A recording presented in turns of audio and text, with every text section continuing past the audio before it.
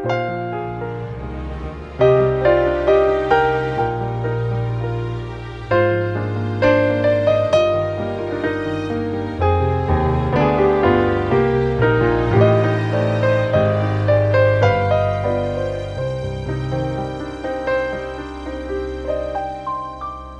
faly miarabantsika rehetra indray amin'izao sabata tolakandreo a dia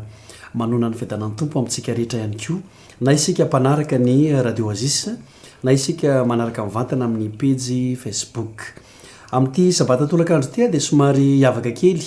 ny fotoanantsika sabata raha teo ny andro a dia iompana amin'ny loha hevitra tena lehibe goavana ary tena masoa ilayntsika amin'ny fivavahana kristianina dia mahakasika ny hira fideràna sy ny fideràna izany etako aiketo a ny namana Moïse ANDRIAMBOAVONJY faly mirabanao mirabanao Alain Franco ary mirabako ny mpijery rehetra ny atokantranoany anomboantsika amin'ny fotoana ary satria maromaro zanam-pandarina zay andeha eto amin'ity sabata tolakandro ity dia manasanao zay a hivavaka ndia ary hivavaka sy tompoko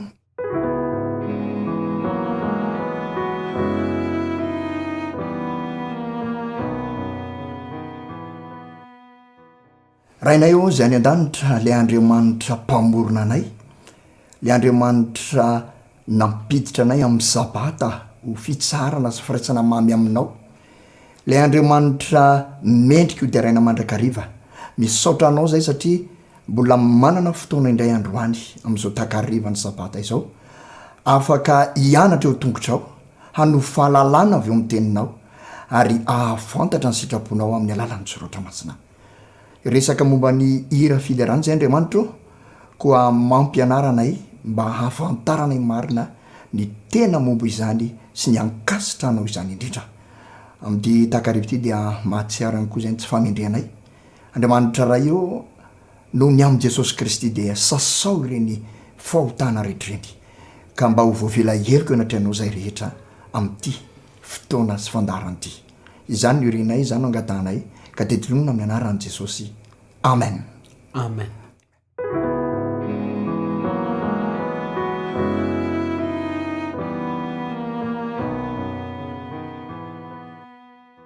eny ary koa satria loha hevitra mahakasika ny fideràna no iarahantsika amin'ny fampizara eto Moïse dia mananty fotoana manokana ity sika zay afahantsika manandratra hira fideràna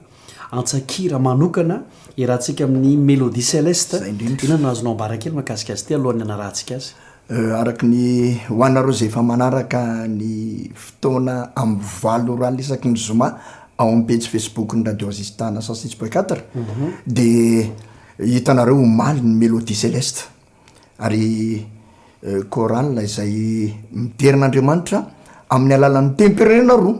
satria ry zareo dia manao fanompoavana amin'ny teny frantsay ka dia misy hira tamin'ny teny frantsay entsika omaly ary moloriny antsika moa rehefa aveo zany kanefa koa manao hira amin'ny teny gasy amin'ny malagasy azy ireo ka tsara manamarika fa ny fideràna tsy voasaka ny elanelan'ny fitenenana fa afaka amin'ny terin'Andriamanitra avokoa ary zay nge leo amin'ny salama hoe mideranjy fa ry firenena rehetra miderazy re olona rehetra na inona zany fiteninao fitenin-drazanao azonao atao foana amin'ny terin'Andriamanitra ary reto mélodie céleste reto dia chorale manandratra n'Andriamanitra sy midera azy amin'ny alan'izany teny perenina roa zany ary mahafinaritra mihitsy ny miaino azy ireo efa somary nandray afatra sady sika tamin'ny alalan'izay fampidirana mahakasika ny chorale mélodie céleste izay rehefa aveo dia hiditra lalandalina kokoa sika mba tonga antsika arisika hira sy ankalaza n'Andriamanitra fa zao ary manana fotoana maromaro tsika iaraka ankalaza iaraka novohery ihany koa amin'ny afatra zay hoentin'ny mélodie céleste minofinaritra mijery ampifaliana tompoko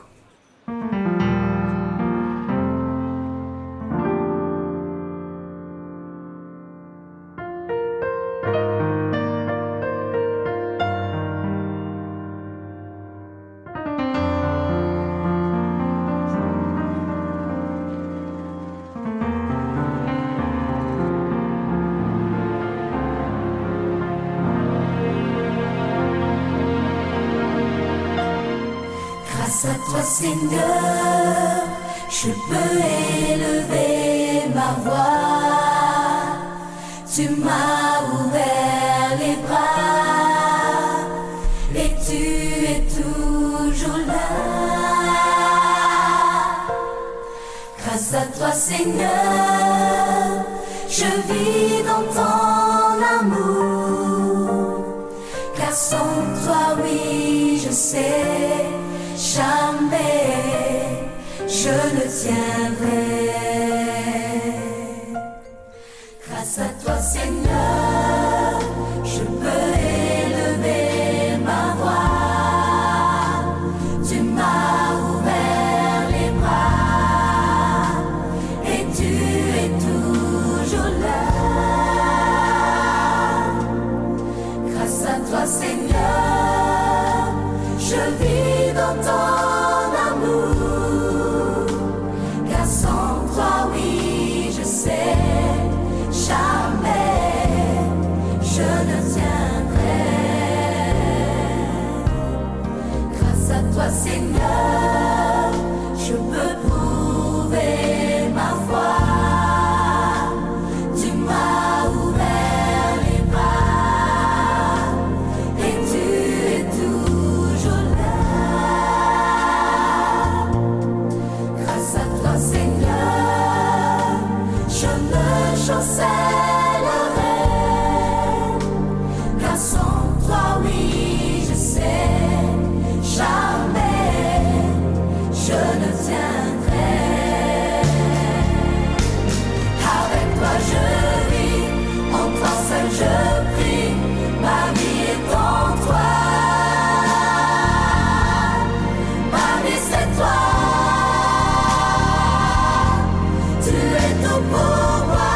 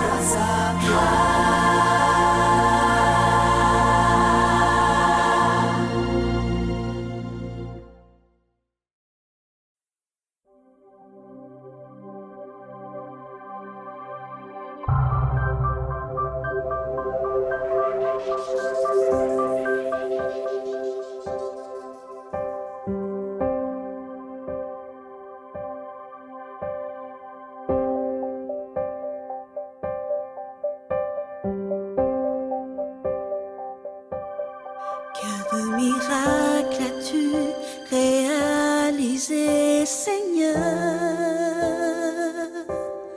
dans ma pénible vie, que d'amour, que de joie. J'ai tout acquis, tu n'as rien omis. Je sens moi ta bienséance, ta présence. Te louer nous suffit.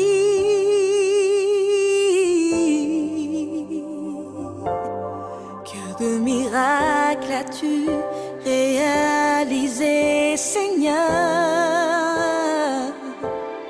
dans ma pénible vie. Que d'amour, que de joie. J'ai tout acquis, tu n'as rien omis. Je sens moi ta bienséance, ta présence. Te louer nous suffit. Oh, je t'aime. Oh, je t'aime.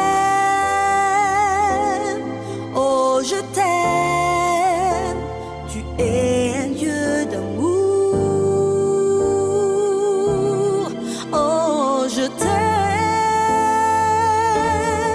Oh, je t'aime. Oh, je t'aime. Inonde mes jours. Oh, je t'aime. Comble-moi d'amour.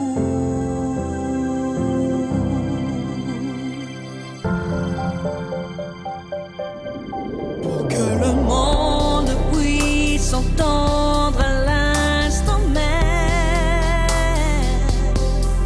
que tu es le seul Dieu vivant qui nous libère.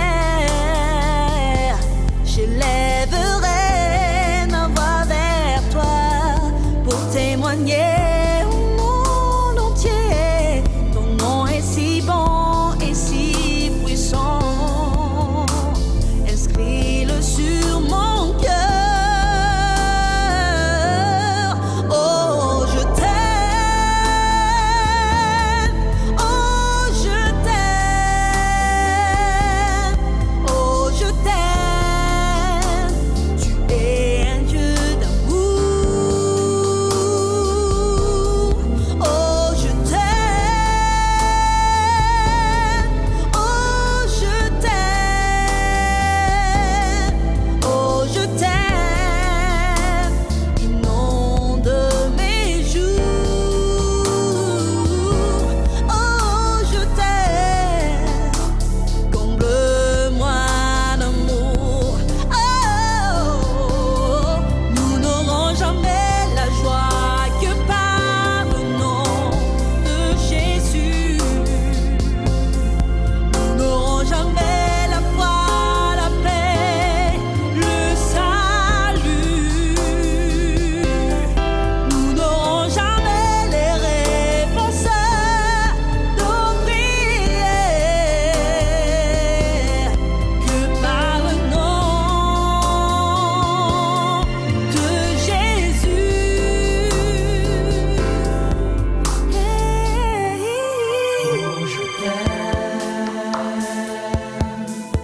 Oh, je t'aime. Oh, je t'aime.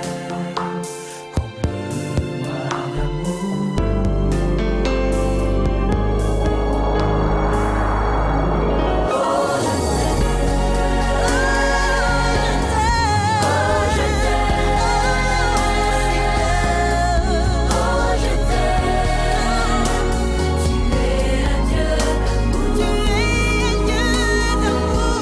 Seigneur.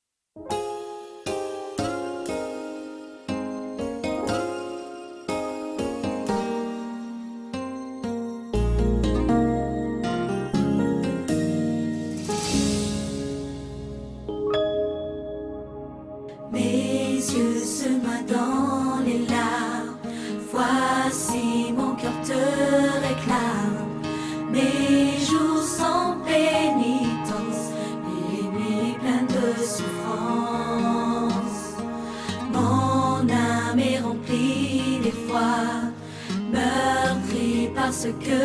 je vois, mais Jésus, je sais, tu es là. Mon refuge est dans tes bras, mon refuge est près de toi. Mes yeux se noient dans les larmes, voici mon cœur te réclame. Mes jours sans pénitence, mes nuits pleines de souffrance. Mon âme est remplie d'effroi, meurtrie par ce que je vois. Mais Jésus, je sais, tu es là. Mon refuge est dans tes bras, mon refuge est près de toi.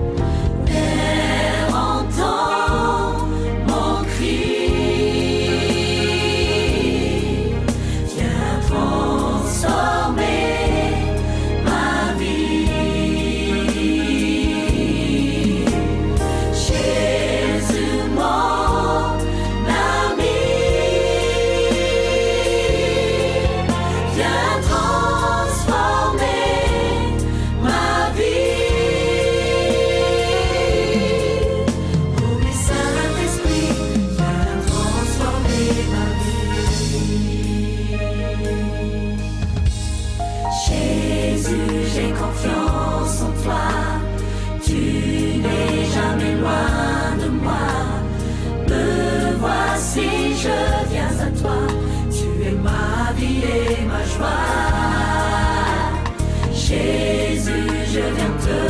louer, t'exalter, te contempler et m'unir aux voix des anges pour chanter ses louanges, pour chanter ses louanges. Depuis la tendre enfance,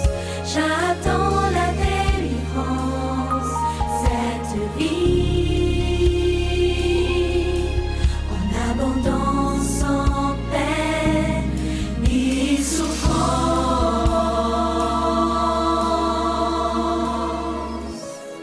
Père, entends mon cri, viens transformer ma vie. Jésus, mon ami, viens transformer ma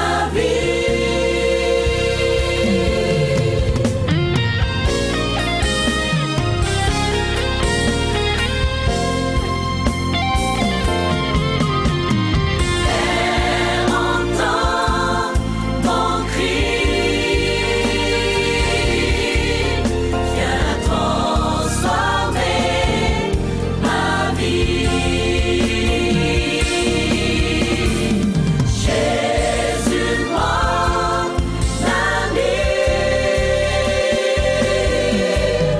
viens transformer ma vie.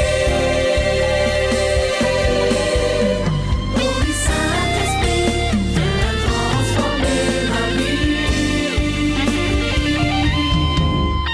Oui, Saint-Esprit, viens transformer ma vie.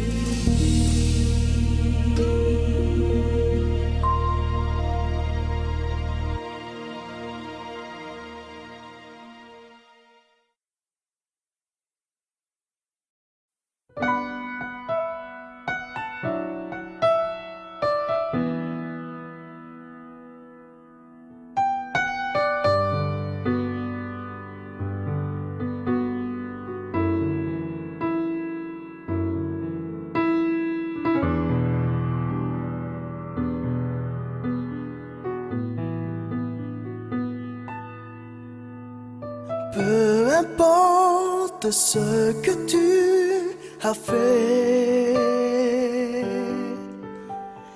peu importe la loi que tu as suivie, Peu importe l'œuvre de tes mains, le poids de tes mots qui a changé beaucoup de vie. C'est la foi qui compte.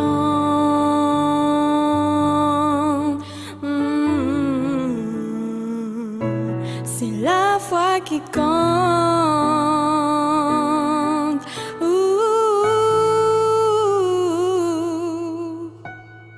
on te juge et assure ce qui est en toi. On te juge à part ton esprit et ta foi. Ton Dieu ne gardera que l'œuvre de ta foi, une foi qui t'est donnée par sa parole sainte. C'est la foi qui compte.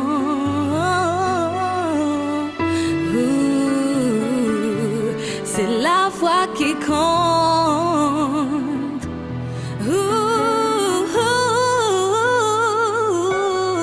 Tu es Dieu, jamais tu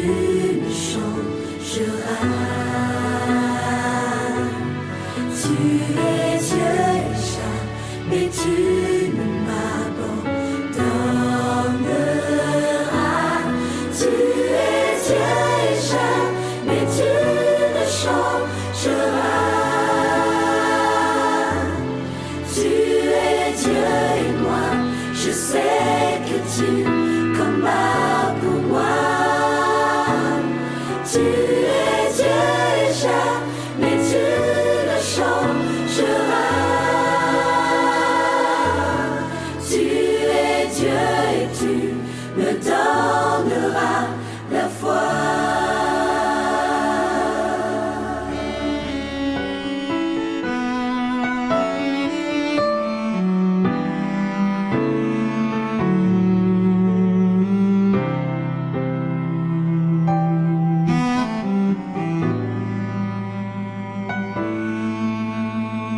Notre Dieu, le seul Dieu vivant. La vraie foi, c'est toi qui la donneras. Et ce qu'il aura, c'est toi qui le choisiras. On te prie aujourd'hui, oh Jésus, donne-nous la foi. C'est tout ce qui compte.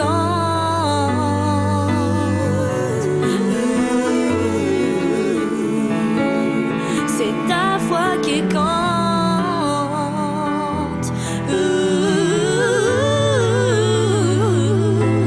C'est tout ce qui compte.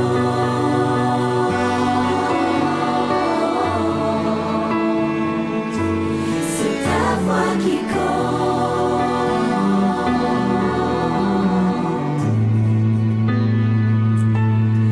Tu es Dieu et jamais tu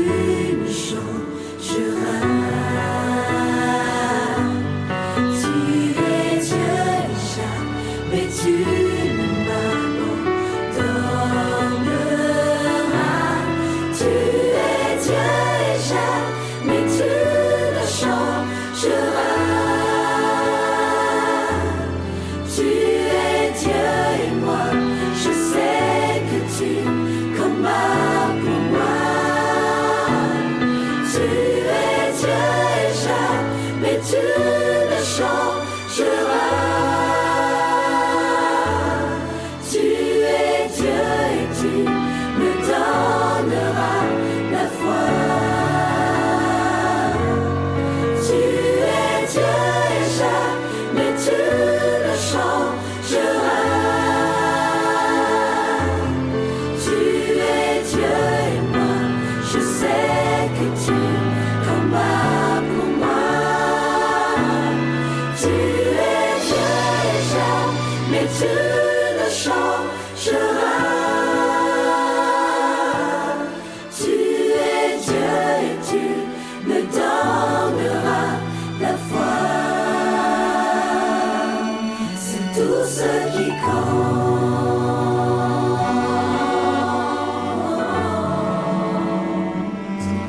C'est ta foi qui compte.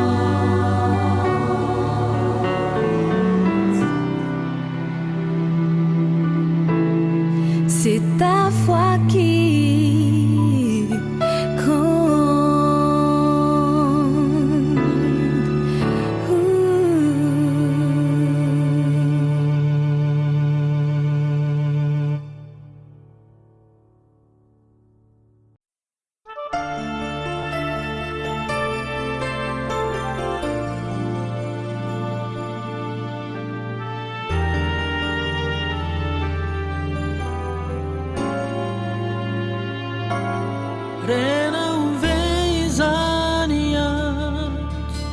Izani Yanonu yantefa Androani Antsonilay pamonjy ty te Kristi mba hiverenanao aminy ianao ilay ondrininy na ny Asia tiany anao mba tsy iriary casa de varine ty anta faingan faliony antsony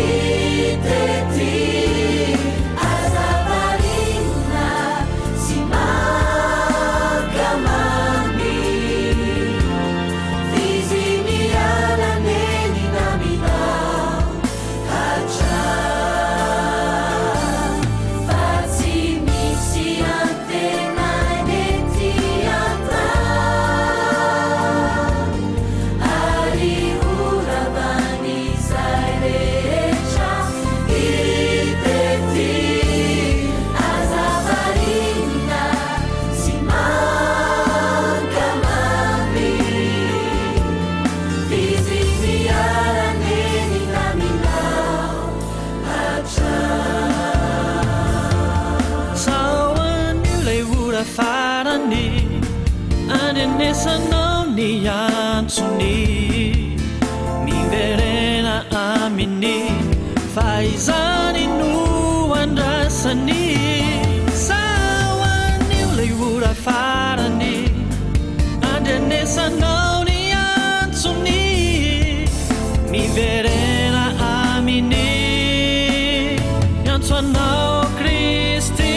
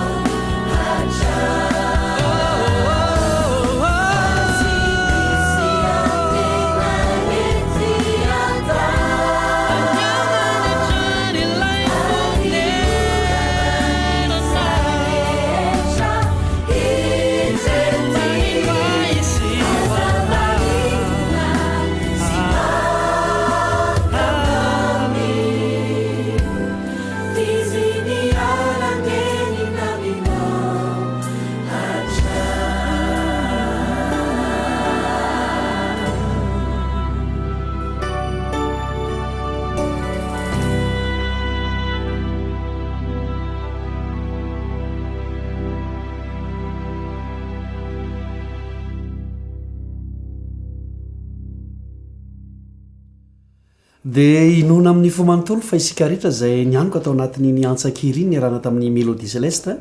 dia tena nahazo fafampoa ary nahazo hery ihany koa ary ny sabata tolakandro zao ohatra ny alaim-panahatory zany kanefa no nira teo dia inaoko fa nitsangana avokotsika ary zay raha teo no loha hevitra hodiny antsika ohatra mahakasika nira fideràna ona marina mahakasika azy tia ilaina ve ny hira fideràna tsara zany mba iresantsika azy amin'ny olona satria efa nanao ohatra zany teo ny mélodie céleste ambojatovo ya raha iresaksika ny amin'ny hoe hira fideràna dia misy zavatra maromaro tsara tsindrina voalohany aloha rehefa hideran'Andriamanitra dia ireto zavatra reto no tokony ao an-tsaitsika tsy mikasika fa tsy Andriamanitra ny resahana ny amin'ny zavatra nataony ny amin'ny famonjena ny amin'ny toetrany ny amin'ny mahatsara azy zay zany ka raha hira fideràna zany ny resantsika dia hira mahakasika an'Andriamanitra ny zavatra nataon'Andriamanitra ny fitantarana sy ny fanindraindrana mihitsy ny fahatsaran'Andriamanitra sy ny zavatra nataony zay zany aloha zany tena tsara ao mariana zay samy hafa zany ny hira fideràna sy ny hira vavaka ny hira antso ny hira fandehanana amin'ny tory samy hafa ny hira fideràna dia zao lay Andriamanitra mihitsy no asandratra lay Andriamanitra mihitsy no lasaina ao anatin'ny hira zany zay ny voalohany fa ny faharoa dia ity le hoe hira fideràna dia tahaka an'ilay lasain'ny apôstôly Paoly eo amin'ny Korintiana voalohany toko fahafolo ka ny andimy faraika amin'ny telopolo ninge jerentsika Korintiana voalohany toko fahafolo ka ny andimy faraika amin'ny telopolo dia misy an'izao teny zao hoe ny anaran'i Jesosy koa amin'izany na mihinana na misotro ianareo na inona n'inona ataonareo dia atao voninahitr'Andriamanitra zany rehetra zany eto zany hoe na mihinana misotro moa dia resaka momba ny fihinana moa no anatra zany fa nampiny an'le hoe na inona ataonareo amin'ny mahazanak'Andriamanitra antsika zany dia zao ninona ataontsika dia fideràna tokony fideràna sy fanaovana fanomezam-boninahitra n'Andriamanitra foana zany no anaovantsika an'le izy raha ohatra ka manaraka ny sitrapon'Andriamanitra isika dia isika zany raha ny marina dia izao tsy nira ihany ny hiderantsika n'Andriamanitra fa raha mitafy isika tokony fideran'Andriamanitra miteny sy miresaka tsika tokony fanomezam-boninahitra n'Andriamanitra raha mihiry isika dia fanomezam-boninahitran'Andriamanitra ka tsara marina koa zany zay hoe aoka tsy eritreretritsika ny hira ihany no hideran'Andriamanitra fa ny fiainantsika tokony fideran'Andriamanitra avokoa fa eto moa zany androany dia hira ny resahana dia iompana be dehibe amin'izay hira fideràna zay ny zavatra fahatelo tsara marina dia ity raha vao resaka hoe hira tsy isika olombelona nge namorona ny hira ndraindray mantsy a mandeha no fisainatsika hoe isika no misaitsika eo mamorona ny akoro mamorona ny tomorona de isika olombelona fa tsy itsika mihitsy satria raha jerena ihany ko zany a ao amin'ny joba toko fa 7:30 de misy an'izao teny zao zay tsara ho mariana mihitsy joba fa 7:30 a de ka ny andininy faefatra sy fafito de ozy izy amin'ny joba amin'ny anaran'i Jesosy Andriamanitra zany no manontany eto taizary ianao fony ao nanorina ny tany ambarao raha hainao taizary ianao fony ao nanorina ny tany ambarao raha hainao tamin'ny fotoana namoronana zany izy io de ry amin'ny 15 de toizany hoe zany hoe misatra teneny eo amin'ny 15 toizany hoe raha niara-ny hira ny ke tamin'ny maraina ary nioby avokoa ireo zanak'Andriamanitra tamin'ny fotoana namoronana zao tontolo zao zany de voka teo am-piatan'Andriamanitra zao tontolo zao indro tsara izany ary mani tsara indrindra izany reo kitany maraina sy reo sababarin'Andriamanitra tamin'izany fotoana zany tonga de niara-ny hira vokatry ny fahatsarany zay hitany de nioby avokoa ny zanak'Andriamanitra tsy teo ry zareo vao namorona ny hira fifafiainany tany aloha namorona zao tontolo zao ny hira fa rehefa tonga teo amin'ny fotoana nahitany fahatsarany famoronana de velokira ho azy ka zany de midika zany fa tsy isika zanak'olombelona namorona ny hira fa tany amin'ny toerana nisy an'Andriamanitra alohan'ny famoronana de efa nisy ny hira voalaza aza fa anisan'ny fampovavahana tolotra n'Andriamanitra mikanjany lanitra ny madamo hoeto moa de niteny an'izany mihitsy ao amin'ny boky patriarika sy mpaminany a de zao mihitsy teny amin'ny madamo hoe tsy amin'ny pejy fa 300 paragraphe voalohany anisan'ny fampovavahana tolotra n'Andriamanitra ny mikanjany lanitra ny hira noho izany de tokony ezaka isika hanatratraraka izay azo atao ny hira rodobe ataon'ny anjely rehefa manao hira fiderana zany hoe ny hira fiderana zany tsy atao tany ihany no atao fa trany an-danitra any ary de tena tokony ezaka isika araky ny tenenin'ny anabavo eto hoe hanatratra ny fanao ny anjely any an-danitra isaky nanao hira fiderana ka izay zavatra zay zany de tena tsara ho fantatsika tsy resaka fanalan'andro zany ty hira fiderana ty fa tena fanompona atolotra an'Andriamanitra ary vokatra izay fanompona atolotra tokony tsara indrindra mandrakariva no ataotsika ary izany ange no isin'ny koraly ao amin'ny fiangonany izay mana-talenta manokana sy manana ny fahaizana manokana amin'izany fa tsy voatery hoe izany ihany le izy tsy voatery hoe ny olona mana-talenta sy ny mana-pahaizana amin'ny mozika ihany no iderin'Andriamanitra fa ny rehetra zay misy le voalaza amin'ny salamy fa firy ny Alain Franco de hoe midera ny Jehovah ry olona rehetra midera azy ry firenena rehetra ao amin'ny salamy fa ny salamy moa zany tena feno fiderana mihitsy koa ny tena matsy zay mihitsy zay mahasalamy fiderana azy zay mihitsy de hoe ozy izy hoe midera azy ry olona rehetra midera azy ry firenena rehetra eo zany de tena azahoantsika antoka mihitsy fa Andriamanitra de manasa atsika hidera azy salamy 9:7 salamy 7:7 reny de tena feno salamy 7:7 zany fiantsonan'ny olona hidera daholo ka tena zava-dehibe zany ty hira fiderana ty fa tsy hoe fanalana andro na sanatry ny vava fanaingona fotoana tsy na hoe tokony atao fa tena zavatra tena fanompobavana atolotra n'Andriamanitra mihitsy ny hira fiderana eny ary zava-dehibe zay resaka no resan'ny Moïse andriambovony zay raha fitiantsika kely zany de tena hoe ilaitsika mihitsy Andriamanitra zany resahana rehefa hoe hira fiderana fa tsy miresaka olona na zavatra Andriamanitra ary akoatran'izay ny fiderana de zay ataonao rehetra kay de fiderana avokoa rehefa araka ny sitrapon'Andriamanitra ary ny tena namperitreritra teo de hoe Andriamanitra pahary mihitsy kay no namorona ny fiderana fa tsy hoe le mpamorona hira izy mihitsy no namorona ny hira ary tsy hoe rehefa ny an-danitra isika vao tena hira fa de nzao de tokony efa hira isika zava-dehibe zany saotra Moïse ary inoko fa voarayntsika mpijery isika mpiaino ihany ko fa andeha anaraka hira aloha isika zay mba ahafahantsika manohy ny fotoana ary aorinan'ny hira zay atolotra ao antsika de arahantsika avetrany ny fandarina atolotra ao ny ankizy amin'ity sabata tolakandro ity zany de mbola mahazo anjara ihany ny ankizy misy oronantsara eo misy tantara kely ao atolotry Volasoa antsika rehetra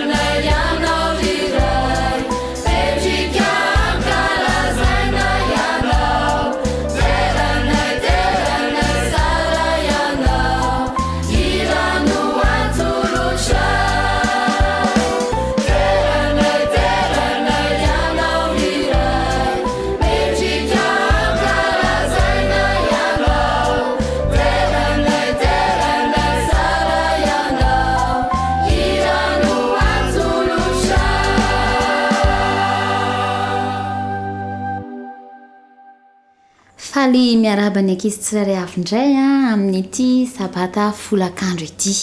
Androany dia manokana ny fotoana ary misy fotoana manokana ho antsika ankizy. Mba ahafahantsika miroso amin'izany dia ndao indray raha antsika mamerina ilay hira fanaontsika alohan'ny afatra ho anareo ankizy dia ilay ora mamy izany. Andao hiaraka hira ora mamy atao mafy tsara.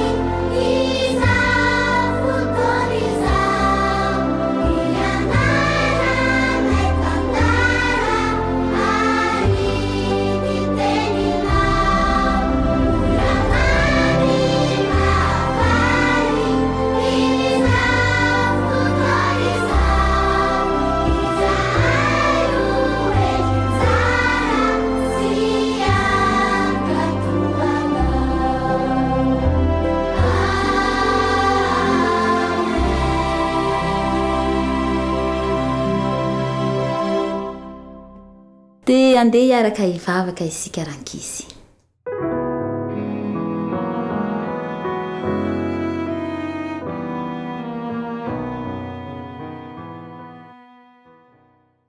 Andriamanitra rainay tsara indrindra ho misaotra hatrany izay ankizy satria afaka miantso anao. Notahinao izahay dia tratra izao folakandro izao. Ary misy afatra manokana indray ho anay amin'ity folakandro ity dia irinay ianao foana no hiasa ity amponay ankizy ary ahita fitombona ao aminao izahay. Omeo anay ny fanahinao masina amin'ny anaran'i Jesosy. Amen.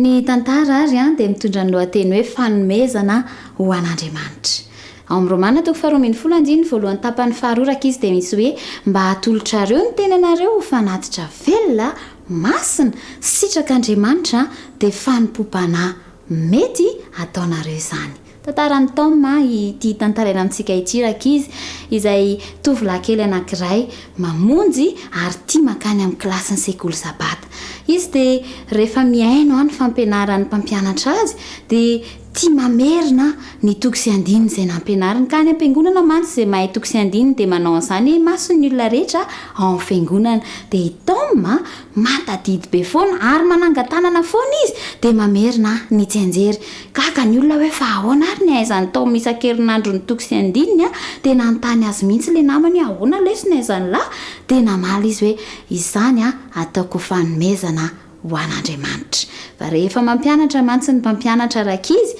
dia miaino tsara izy ary rehefa ao aorian'ny fampianarana dia mamerina ny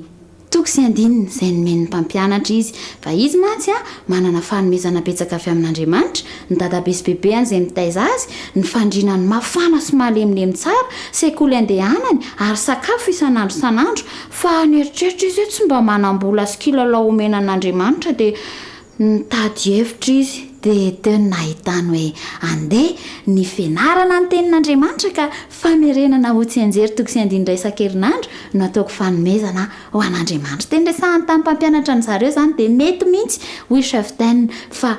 ataovy ka tsy menatra intsony izy fa samy tantara amin'ny alalan'ny tsianjery ny toko sy andininy anarany isan-kerinandro. Dia makany am-piangonana foana izy mazoto tsara manatrika ny fotoana rehetra ary mandeha miaraka amin'ireo namany izay miandry eny amin'ny sisin-dalana moa ka alalovan'ny mpampianatra dia hoentiny amin'ny tomobila ary ateriny koa rehefa mirava. Dia ireo ankizy izay miaraka manompo an'andriamanitra mazoto makany am-piangonana na mangatsika andro na mafany izany na amiririnina na amin'ny atoandro dia mandeha any foana na milalao ny atokotany daholo ary ny ankizy iry taoma sy ny namany kosa dia tia mijanona ao am-piangonana ary miainy fampianarana dia faly ery koa pastera mahita ny zareo ao anatin'izany ary tsy izay ihany fa rehefa nazoto taoma dia nentiny ihany koa ny zokiny lahy mba ho any amin'andriamanitra ary izy kosa mianatra ny tenin'andriamanitra isan'andro san'andro rehefa tonga any an-trano dia izany ny fanomezana ny meny taoma ho an'andriamanitra fa ho antsika kosa rakizy Romanina 12:12 voalohany tapany faharoa dia hoe mba hatolotra ireo ny tenanareo fanatitra velona masina sitraka andriamanitra dia fanimpopana mety ataonareo izany inona izany rakizy ny fanomezana mba tianao omena ho an'andriamanitra ny fanomezan'ny taoma dia ny fianaran'ny tenin'andriamanitra ho antsika kosa nda iarahana mamerina ilay Romanina 12:12 voalohany tapany faharoa hoe miaraka tsara isa 2 3 mba hatolotra ireo ny tenanareo ho fanatitra velona masina sitraka andriamanitra dia fanimpopana mety ataonareo izany sitraky ny ankizy ve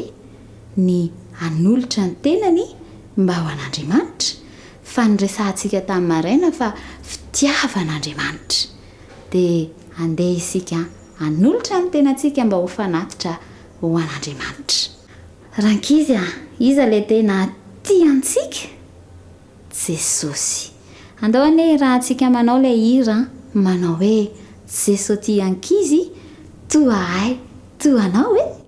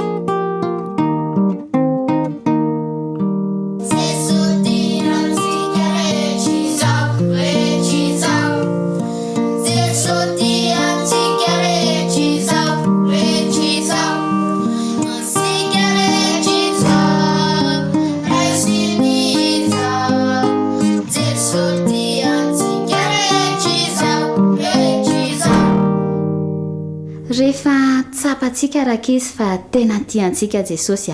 dia ny fanomezana azontsika hatolotra ho an'andriamanitra dia ny fizarantsika ny fitiavany amin'ny hafa tadidinao ve ilay hira hoe ndeha torio eny ambarao andao any rakizy iarahana manao zany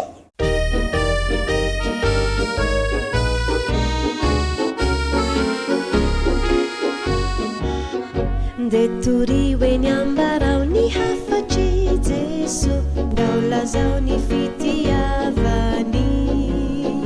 izy ilay mpamonjy ny vononano mefity odera ho ankalazao ny anarany mitsangana ianao o torio Kristy tantarao rankizy io tena tsara Jesosy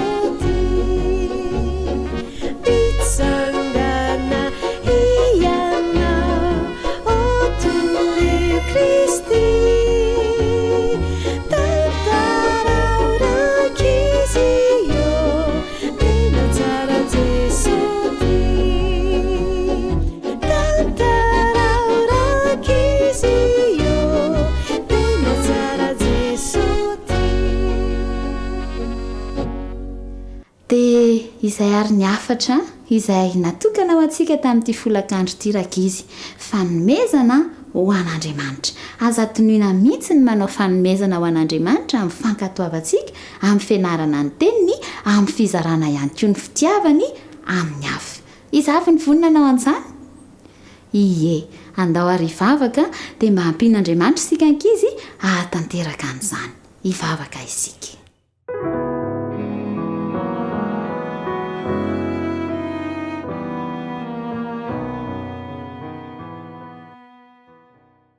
Andriamanitra rainay tsara indrindra, misaotra anao izay ankizy tamin'ny afatra izay noentina tamin'ny alalan'ny tantarany Tom nanome fanomezana ho anao. Zahay ankizy ihany koa dia mba te hanao fanomezana ho anao Andriamanitra ka hanolotra ny tenanay ho fanatitra velona ary hankatoanao dia hianatra ny teninao ka hanao an'izany tsy anjery raha azo atao ary hizara ny fitiavanao amin'ny hafa. Komesara ety ampony ankizy tsirairay avy Andriamanitra ary tario amin'ny fanahinao masina izahay. Fa amin'ny anaran'i Jesosy ny vavahanay.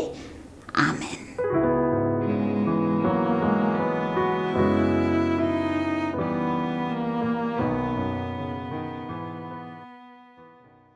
Dia mametraka ny mandra-piona indray amintsika ankizy samy ary ny ankizy tahin'Andriamanitra.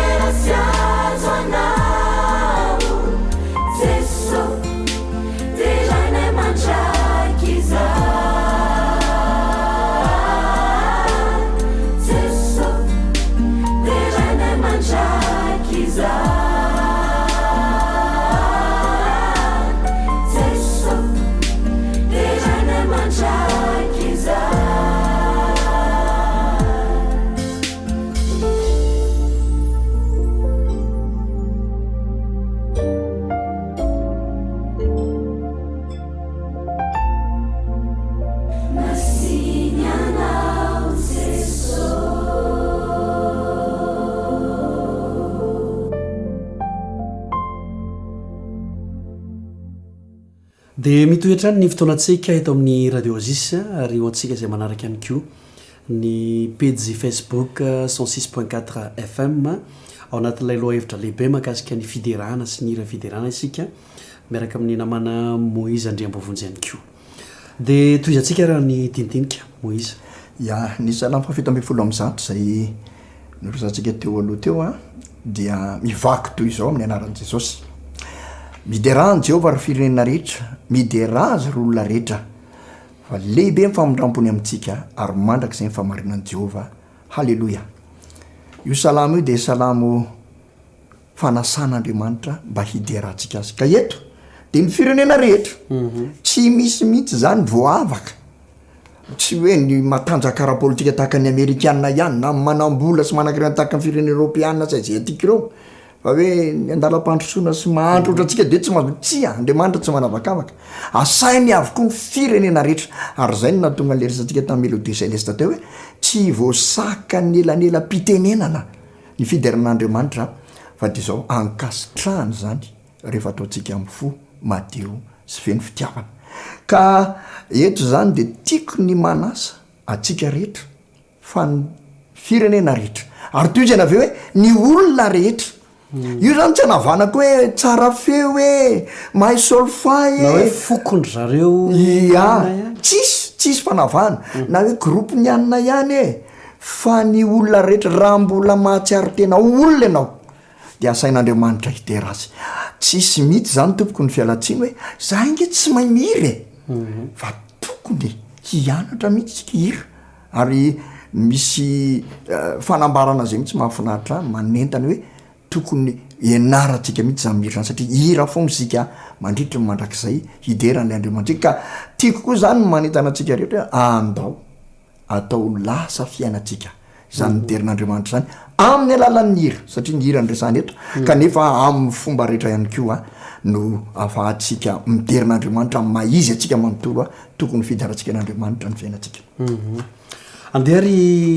hidirantsika satria anisany manitikitika ny mpiaino zany zao indrindra ho an'ny kristianina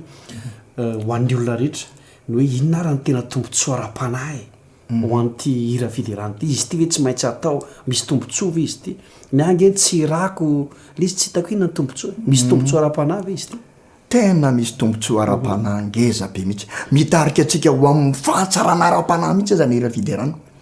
Zao mantsy no lazain'ny soratra masina koa naso jereko mihitsy atao amin'ny baiboly koa ao amin'ny salamo fa 6 dia misy an'izao teny izao salamo fa 6 ka ny amin'ny 710 sy ny 720 dia misy an'izao teny izao anaran'i Jesosy. Izy no nantsony ny vavako, Andriamanitra eto le izy no nantsony ny vavako ary ny fanaratana azy ny teo ambany lelako. Fanandratra teo ambany lelako. Dia zao ny toy eny amin'ny 9:20 raha nankasitraka ho tatatom-poko dia tsy mba hiainy ny tompo. Eto zany dia misy zavatra tsara ho fantatro amin'ny zanak'Andriamanitra rehefa manao hira Fideràna. Voalohany tsy haino mihitsy Andriamanitra na midera fahazato fahariva raha ohatra ka mankasitraka ho tatam-poa, raha ohatra ka tsy voavela heloka, raha ohatra ka mbola feno fahotana. Noho izany rehefa manao hira Fideràna ny ao an-tsaiko voalohany mba hankasitrahan'Andriamanitra ny zavatra ataoko ny hira Fideràna izay asandratra dia zao tsy maintsy voavela heloka, tsy maintsy voavela heloka. Ary izay mihitsy ilay nytenen'ny ny ramatoa Alain Goldwait ilay mpanoratra kristiana anankiray hoe nyteneniny mihitsy efa nivakitsika teo aloha teo le izy hoe anisan'ny fampivavahana atolotra an'Andriamanitra ny amikanjany lanitra ny hira. Noho izany dia tokony ezaka isika hanatratra arak'izay azo atao ny hira aloha dia be ataon'ny anjely rehefa manao hira Fideràna. Tsy fantatra aloha ny mpiandro ny tany atsy tamina terahn' Jesosy nefa naheno anjely ny hira. Nefa ny sofin'olombelona zany nandre anjely ny hira. Amin'izao fotoana izao tsy fantatra na misy mbola mandrena tsy. Fa izao tokony hanatratra ny fanaon'ny anjely any an-danitra isika rehefa manao hira Fideràna ty tahaka ny hira ataony ambony ao. tsy mitovy ny natioratsika sy ny anjely eo ambony eo dia voaritsy lavo ny fahotana isika voary lavo ny fahotana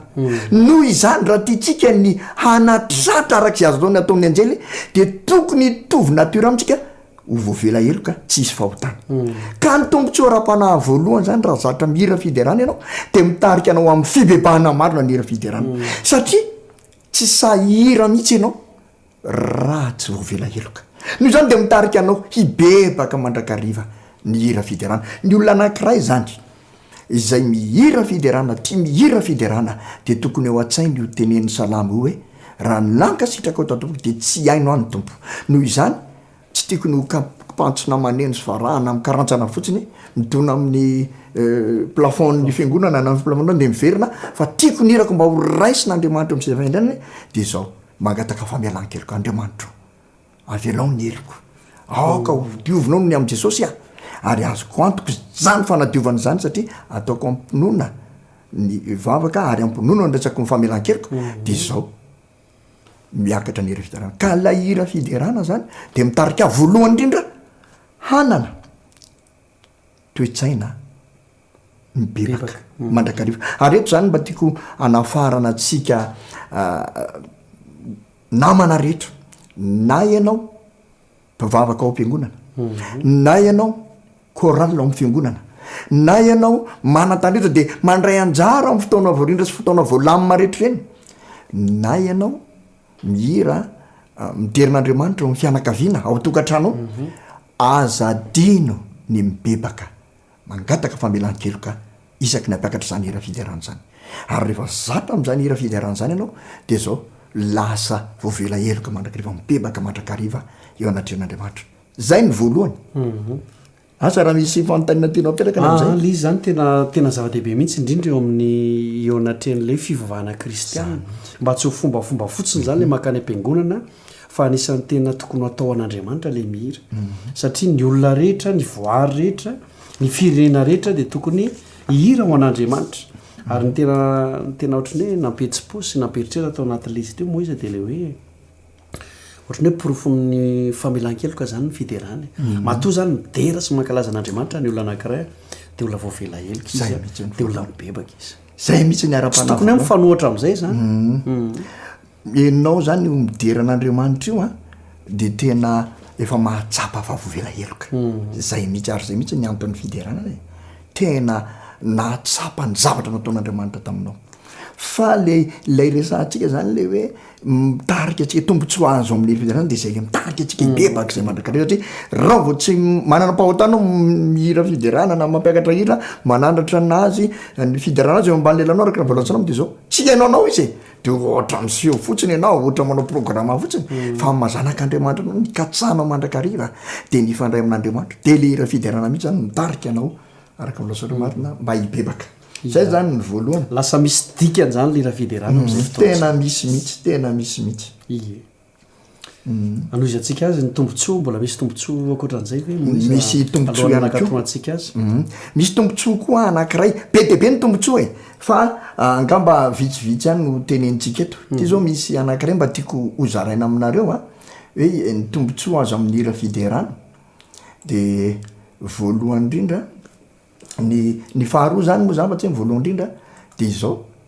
hananana hery hiatrehana ny zavatsarotra mianjady amin'ny tena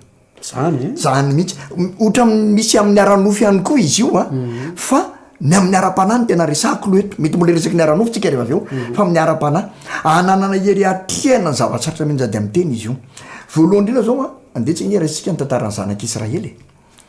zanak'Israely raha niala tao amin'ny tany Egypta ho any amin'ny tany Kanana zay tany nampanantenainy nialany teo ambany vahoan'ireo Egyptiana sy Farao dia izao namakivaky hevitra nandritra ny 7 taona 7 taona ary zany hevitra zany dia raha antsika mahalala fa mafana désert tsy mahita afa-tsy fasika indraindray vao mba mahita oazisy ala le toerana kely fa kanaina eo ny hevitra karakaina indraindray vao mahita an'izany ary ao mety misy rano fa ny akabeazany toerana midadasika dia fasika amin'ny mainy andro ary amin'ny atoandro mamay be fa rehefa tonga ny alina mangatsika taravelona ary zany ingeny natonga an'andriamanitra akoatrany hoe fanehoana am'zay tokony iaintsika nanomezan'andriamanitra ny andro raona sy ny andriako nge de fanalefana mihitsy ny zavatra niatra tamin'izany Israely rehefa amin'ny atoandro io andro raona io de lasa ohatran'ny elo be manalokaloka an'izany Israely amin'ny hafanana zay taniany masoandro ary amin'ny alina ny andriafo sady manazava ny tobe no manome hafanana satria ohatran'izany any ka reto zanak'Israely reto nandritry ny 7 taona de zao nandalo an'izany zavatra zany de nefa nyzao ny zavatra vakiny zavatra ao an-tsainjareo amin'ny Salamo 7:30 hoe isotra ny Jehovah lalandava hoe mambavako mandraka hariva ny fiderana azy fa maninona no nahavita ny teny an'izany ny zanak'Israely isotra ny Jehovah lalandava 7 taona tsy mahita fasika any anefitra ary zany any anefitra zany nge tsy azotsika tsaina mihitsy zany zany hoe fasika foana raha iza ty za Moïse ty no mba hoe niaraka tamin'ny zanak'Israely zay mivoady tamin'izany ka niteraka zay mety nataoko hoe andeha mba vonjy fasika vily ana de fasika ny hitanao maray nataony riva nandritra ny 7 taona ka tena ohatrany hoe enjana be kanefa de nahavita ny zanak'Israely ny teny hoe sotra ny Jehovah lalandava de zao ny lazain'ny boky éducation ozy ny boky éducation pejy 720 ka paragraphe 7 nolanin'ny zanak'Israely ny fampahirezana tamin'ny hira fiderana ny lalana ny zonan'ireo tany anefitra antson'andriamanitra koa isika hanamaivana ny diatsika eto amin'izao fiainana zao amin'ny fanaovana toy izany zany hoe ny tombotsy ho ara-panahy koa zany amin'ny hira fiderana ty de zao hanamaivanana mihitsy ny vesatra ara-panahy fitsapahana ny zava-tsara talalovantsika rehefa zatra amin'ny hira fiderana sika de lasa memaivana ireny tambesatra eo amintsika ireny ary tadidio fa na i Davida mpanjaka azy de zany mihitsy ozy izy ny boky éducation ihany eo amin'ny pejy fa 9:20 ka paragraphe teo hoe ny hira nahafahan'ny Davida mpanjaka ny fandraisy niombonana mandraka rehefa tamin'Andriamanitra teo amin'ny fahasarotan'ny fiainany tsy nisy fitombenana tany ampantsiran'ny Absaloma zany aitsika ny tantara antotra ny Absaloma ny ala atao Jerusalema rembolo de nakareterimboatra izy mafy tamin'ny Davida zany fa de voalaza fa ny hira nahafahan'ny Davida mpanjaka ny fandraisy niombonana tamin'Andriamanitra mandrakariva tena misy tombontsoa zany ary tsy Davida ihany fa Jesosy tompontsika koa keka izany voalaza mihitsy hoe ozy izy ny boky éducation page 188 valamivalopolonzao paragraphe 7 tamin'ny sakafo hariva farany niarahan'ny mpianatra talohan'ny fetin'ny Pasika zay atrian'ny famadihana sy ny famonoana azy de no irain'ireo salamo reo niaraka tamin'i Jesosy ny salamo 3:10 ary ny matotoko 4:20 ary rehefa nira fiderana izy de lasa nakany tendrombohitra oliva zany hoe isetra ny famadihana azy ary entina de zao nolazain'ny fitiavana mandresy manamafy an'izany boky fitiavana mandresy manamafy an'izany pejy 4:7 talohan'ny alany tao amin'ny efitra ambony de nitarika ny mpiana ny mpamonjy hanao hira fiderana ny feon'izay re de tsy ny hira feokira mitaraina sy malaheloelo fa hira aleloia fanao amin'ny Pasika mitory fifaliana zany nataon'i Jesosy fantatra Jesosy nefa fa andeha amaky ny lalany azy fijaliana izy amin'ny fotony io fantany zany kanefa tsy nanao hira malaheloelo mitaraino izy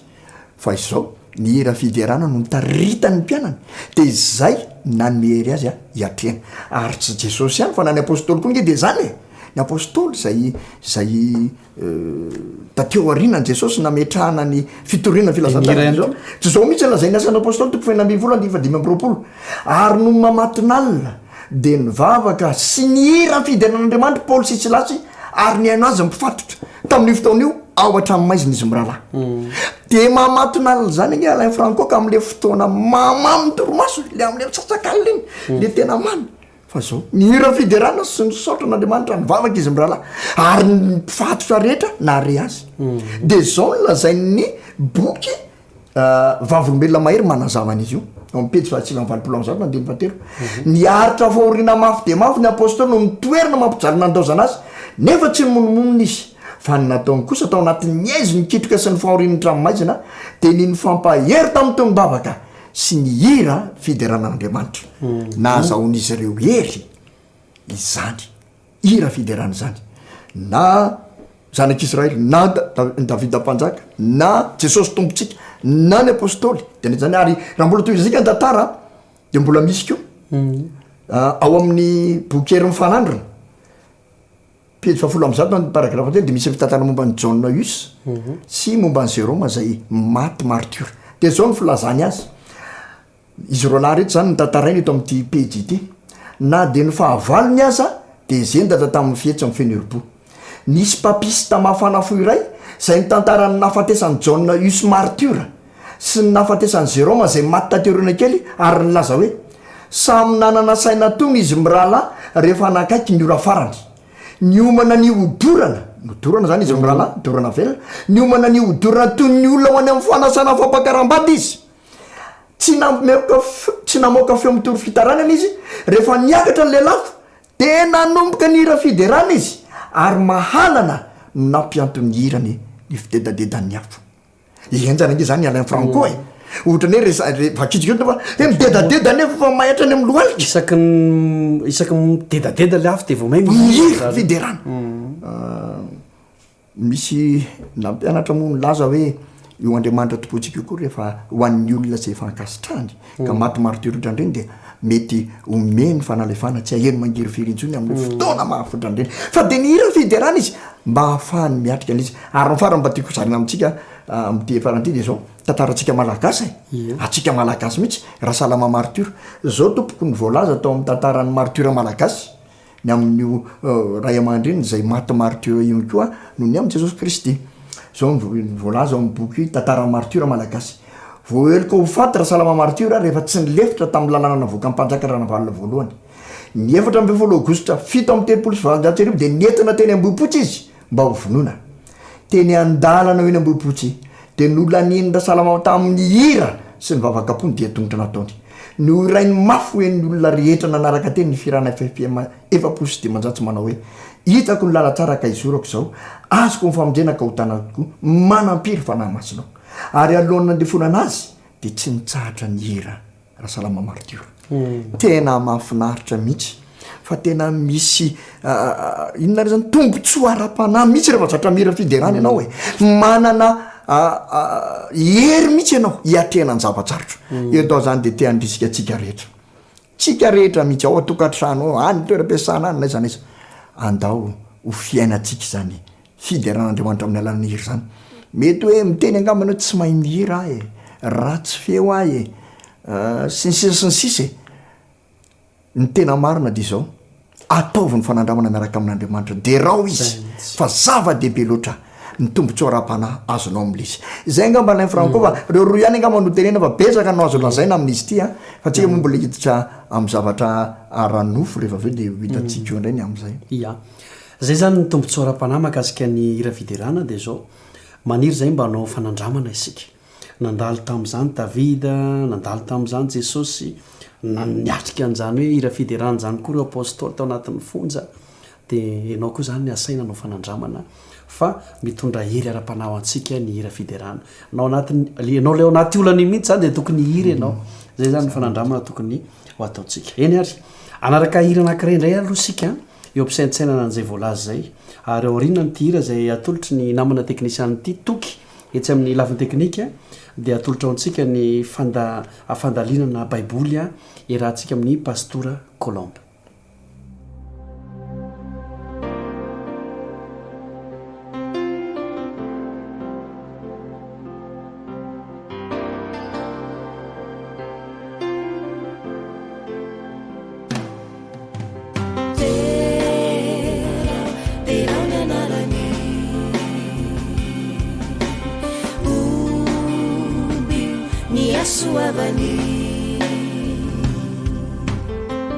Ihisaotrany Jehovah lalandava eo ambavako mandrakariva ny fideràna azy ihisaotrany Jehovah lalandava eo ambavako mandrakariva ny fideràna azy ihisaotrany Jehovah lalandava eo ambavako mandrakariva ny fideràna azy ihisaotrany Jehovah lalandava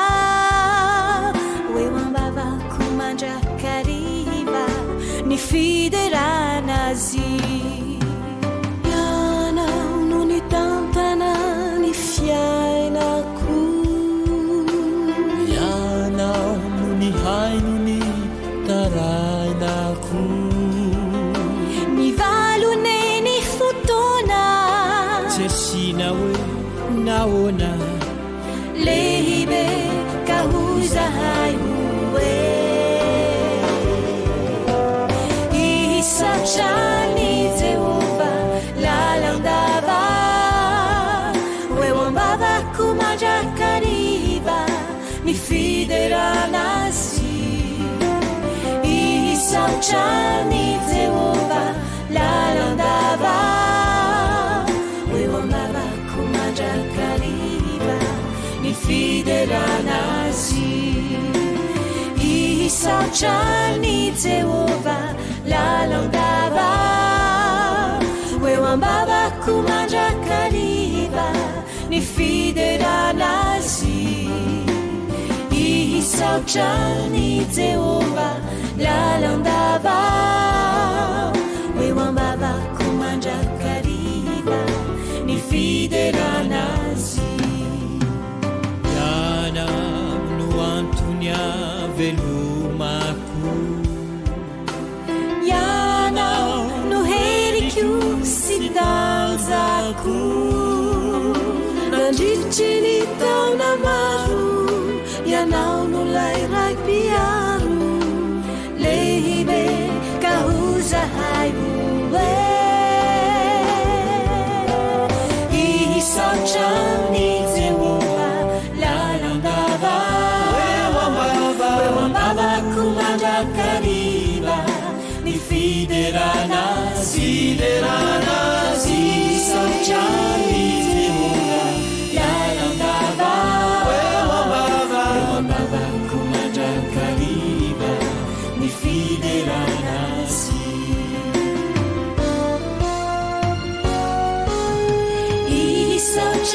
isatrany Jehova lalandava eo ambavako mandrakariva ny fideràna azy isatrany Jehova lalandava eo ambavako mandrakariva ny fideràna azy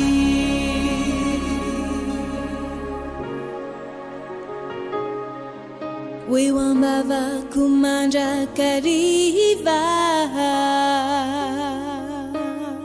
ny fideràna azy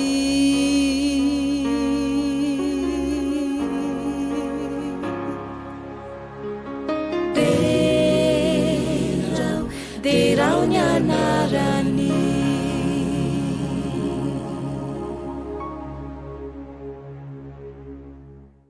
mbola faly miaravantsika tsirairay avy indray a manaraka izao fandaharana mikasika ny fotomponoana izao amin'ity sabata volakandro ity ny fotomponoana izay ho resantsika androany a dia mikasika ilay hoe paradisa vaovao raha miresaka paradisa isika dia inoko maromarina fa vitsy ihany angambany tsy maniry a ny anana an'izany fiainana feno fiadanana sy fahasambarana izany ary onona ao amin'izany paradisa izany mino fa maniry an'izany avokoa isika rehetra nefa ny Andriamanitra dia fanapana tena fa paradisa tsara lavitra izay mihoatra ny fieritreretantsika no efa nomany tompo antsika ary izay indrindra no nolazain'i Jesosy fony izy niala teto an-tany alohan'ny andianana dia nilaza izao izy hoe aza malahelo ny fonareo minoa an'Andriamanitra ary minoa aiko any trano raiko misy toerana maro eny tokoa ry ava-malala nandeha nanomana toerana vaovao paradisa vaovao antsika tokoa Jesosy ary amin'izao fotoana izao dia ao anatin'izany tokoa ny asa ataony ny fantaniana mipetraka ara dia izao hoe oviana ara no tonga izany paradisa vaovao izany andeha ao amin'ny baiboly no asaintsika mamaly azy ary ny fantaniana anankiray koa dia hoe aiza no isian'izany paradisa vaovao izany andeha ovakitsika ao amin'ny apokalipsy toko 20 ka hatramin'ny faraiky amby roapolo io aloha zany a toko sy andiny anankiroa mifanesy io dia tsy ho vakitsika fa ny amin'ny tianantsika azy dia izao hoe ao aorianan'ilay arivo-taona izay andevonan'Andriamanitra ny ratsy fanahy eto tany miaraka amin'ny Satana. Rehefa fongana tanteraka ny ratsy eto tany, rehefa tsy hisy intsony Satana, dia amin'izay fotoana izay no iorina ilay Jerosalema vaovao na ilay paradisa vaovao. Fa amin'ny apokalipsy toko faraiky amby roapolo kosa andiny voalohany sy faharoa dia mazava ny voalaza ny soratra masina toy izao ny vaky ny teny amin'ny anaran'i Jesosy. Ary nahita lanitra vaovao sy tany vaovao aho, fa efa lasa ny lanitra voalohany sy ny tany voalohany, ary ny ranomasina dia tsy misy intsony. Ary nahita aho fa indro ny tanàna masina dia Jerosalema vaovao nidina avy any an-danitra tamin'Andriamanitra, voaombana tahaka ny ampakarina, efa miaingo eo amin'ny vadiny. Hitantsika eto fa ilay paradisa vaovao dia iorina eto amin'ity planeta tany ity. Nahoana moa ny eto amin'ny planeta tany? Fantatsika tsara fa teto no nisian'izany plano fanavotana izany. Teto amin'ity tany ity no niainan' Jesosy Kristy ary teto ihany koa no nanomboana azy tamin'ny hazo fijaliana. Noho izany dia eto mihitsy no anorenan'Andriamanitra ilay paradisa vaovao izay andrandraitsika tsirairay avy. Dia ny fanontaniana manaraka raha hoe ohatry ny ahoana tokoa moa zany endrikendrika izany paradisa vaovao izany, voalaza ny soratra masina ve ny amin'izany? Dia andeha ho jerentsika indray fa ny boky ny apokalipsy dia mitantara betsaka mikasika an'ity paradisa vaovao ity, ilay lanitra vaovao sy tany vaovao na koa hoe ilay Jerosalema vaovao. Andeha ho jerentsika indray ao amin'ny apokalipsy toko faraiky amby roapolo andiny fafolo ka hatramin'ny fafito amby roapolo. Ataontsika tsikelikely moa zany ny famakitsika azy mba ahitantsika ny zavatra misy ao amin'izany Jerosalema vaovao izany. Voalohany indrindra aloha dia ity Jerosalema vaovao ity dia mampatsiaro antsika ilay Edena fahiny izay nonenany Adama sy Eva, ary voatery ny ala tao moa izy ireo noho ny fahotana. Kanefa ny tenin'Andriamanitra dia milaza fa mbola tsara lavitra noho izany sa Edena ny ainany Adama sy Eva izany ilay paradisa izay aorin'Andriamanitra. Andeha jerentsika tsikelikely hoe inona daholo moa zany no hita atao amin'ity Jerosalema vaovao ity. Misy manda izy io, manda lehibe ao amin'ny andininy dimy amby roapolo ao amin'ny andininy fahafolo dia hitantsika an'izany rehetrarehetra izany. Ny mandany dia raha nyrefy tamin'izany fotoana izany dia eo amin'ny 420 akio ny ahavony. Raha avadikitsika amin'ny refy amin'izao fotoana izao zany dia eo amin'ny 70 metatra eo ny ahavon'ity manda ity, ary tena manda lehibe izy io maneho ny fiarovana mafy, maneho ihany koa ny fandriam-pahalemana, maneho ny fiadanana. Ary voalaza fa ity manda ity dia vita amin'ny vato jaspi. Ilay tanàna moa zany ilay Jerosalema vaovao araka ny voalaza ny tenin'Andriamanitra koa dia vita amin'ny volamena mamirapiratra, ary tena kanto dia kanto. Izay zany aloha ny mikasika ny mandany. Hojerentsika indray hoe inona ihany koa ny tao eo amin'ny andininy faharoambinifolo sy fahatelo ambinifolo ny andininy faraiky amby roapolo dia hitantsika fa misy vavahady roambinifolo ity tanàna masina ity. Andeha ho jerentsika ny voalaza amin'ny tenin'Andriamanitra ao amin'ny andininy faharoambinifolo ka hatramin'ny fahatelo ambinifolo. Ary manana manda lehibe sady avo sy vavahady roambinifolo izy, ary eo vavahady dia misy anjely roambinifolo, ary misy anarana voasoratra eo dia ny an'ny firenena roambinifolo amin'ny zanak'Israely. Eo atsinanana vavahady telo, eo avaratra vavahady telo, eo atsimo vavahady telo, eo andrefana vavahady telo. Ireo zany ilay vavahady izay miresahana tamintsika. Izy io dia voalaza fa misokatra mandrakariva io vavahady io. Izany dia maneho fa azony rehetra hijirana io, tsy le hoe rehetra eritreretintsika nefa fa ireo izay voasoratra ao amin'ny boky ny fiainana irery ihany, misokatra malalaka ho an'ireo izay efa nandray an' Jesosy ho tompon'ny fiainany sy mpamonjy ny tenany manokana ilay vavahady izay misokatra ao amin'ity tanàna masina ity. Inona ihany koa no voalaza ny soratra masina dia indray jerentsika amin'ny andiny 240. Ary ny tanàna dia efajoro ka mitovy ny lavany sy ny sakany,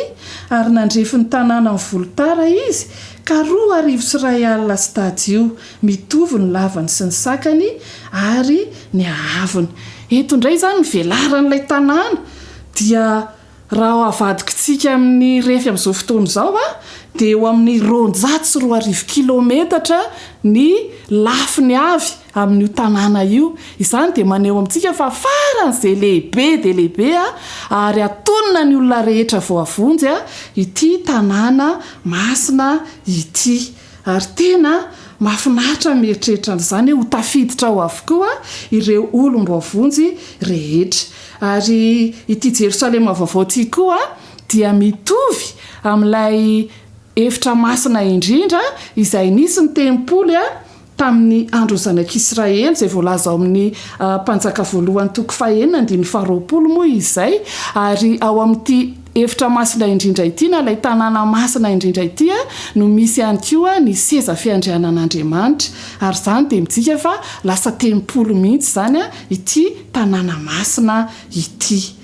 Ary tsara mariana kely eo amin'ilay vavahady 12 teo fa misy anarana voasoratra eo. Ny anaran'ny foko ny zanak'Israely 12 moa no voalaza ny soratra masina. Ary ny zavatra mahafinaritra ihany koa dia ny fanorenan'ity tanàna masina ity dia vita amin'ireo vato sy sarobidy izay miisa 12 ihany koa. Misy ireo karazana vato hitantsika eo amin'ny andininy 20 ka hatramin'ny 120 moa no ahitana an'izay, karazana volamena, emeralda, ireo vato sy sarobidy isan-karazany izay maneho amintsika fa mafy dia mafy tokoa ny fanorenan'ity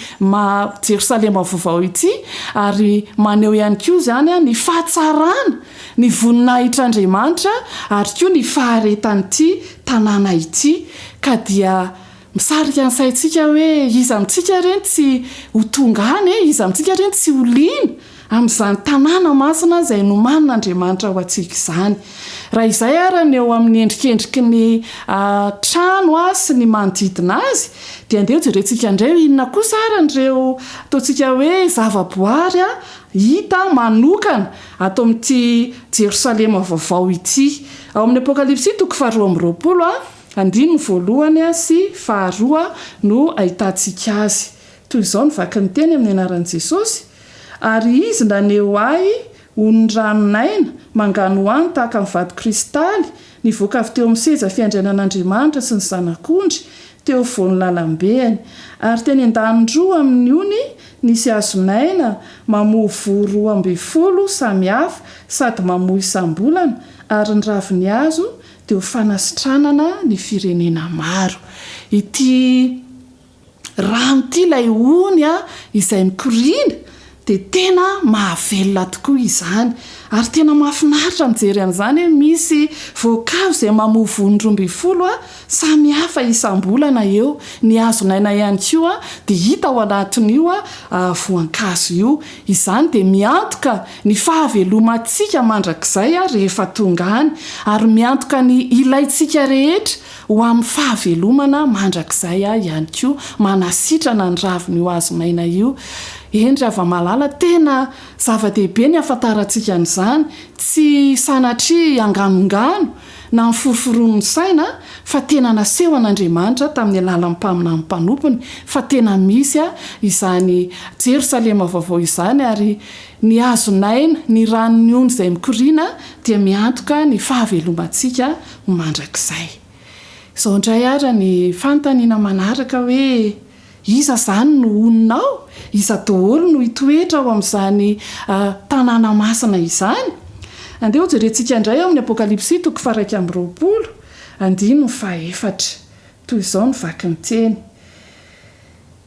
azafady tompoko 17 ary nareo mahery avy teo amin'ny seza fiandriana anao nana hoe indro ny taberina kelin'Andriamanitra dia eo amin'ny olona ary izy hitoetra ao aminy ary ireo olony ary Andriamanitra ny toetra ao aminy dia ho Andriamaniny ary ho fafany ranomasy rehetra amin'ny masony ary tsisy fahafatesana intsony sady tsisy alahelo na fitarainana na fanaintainana fa efa lasa ny zavatra taloha.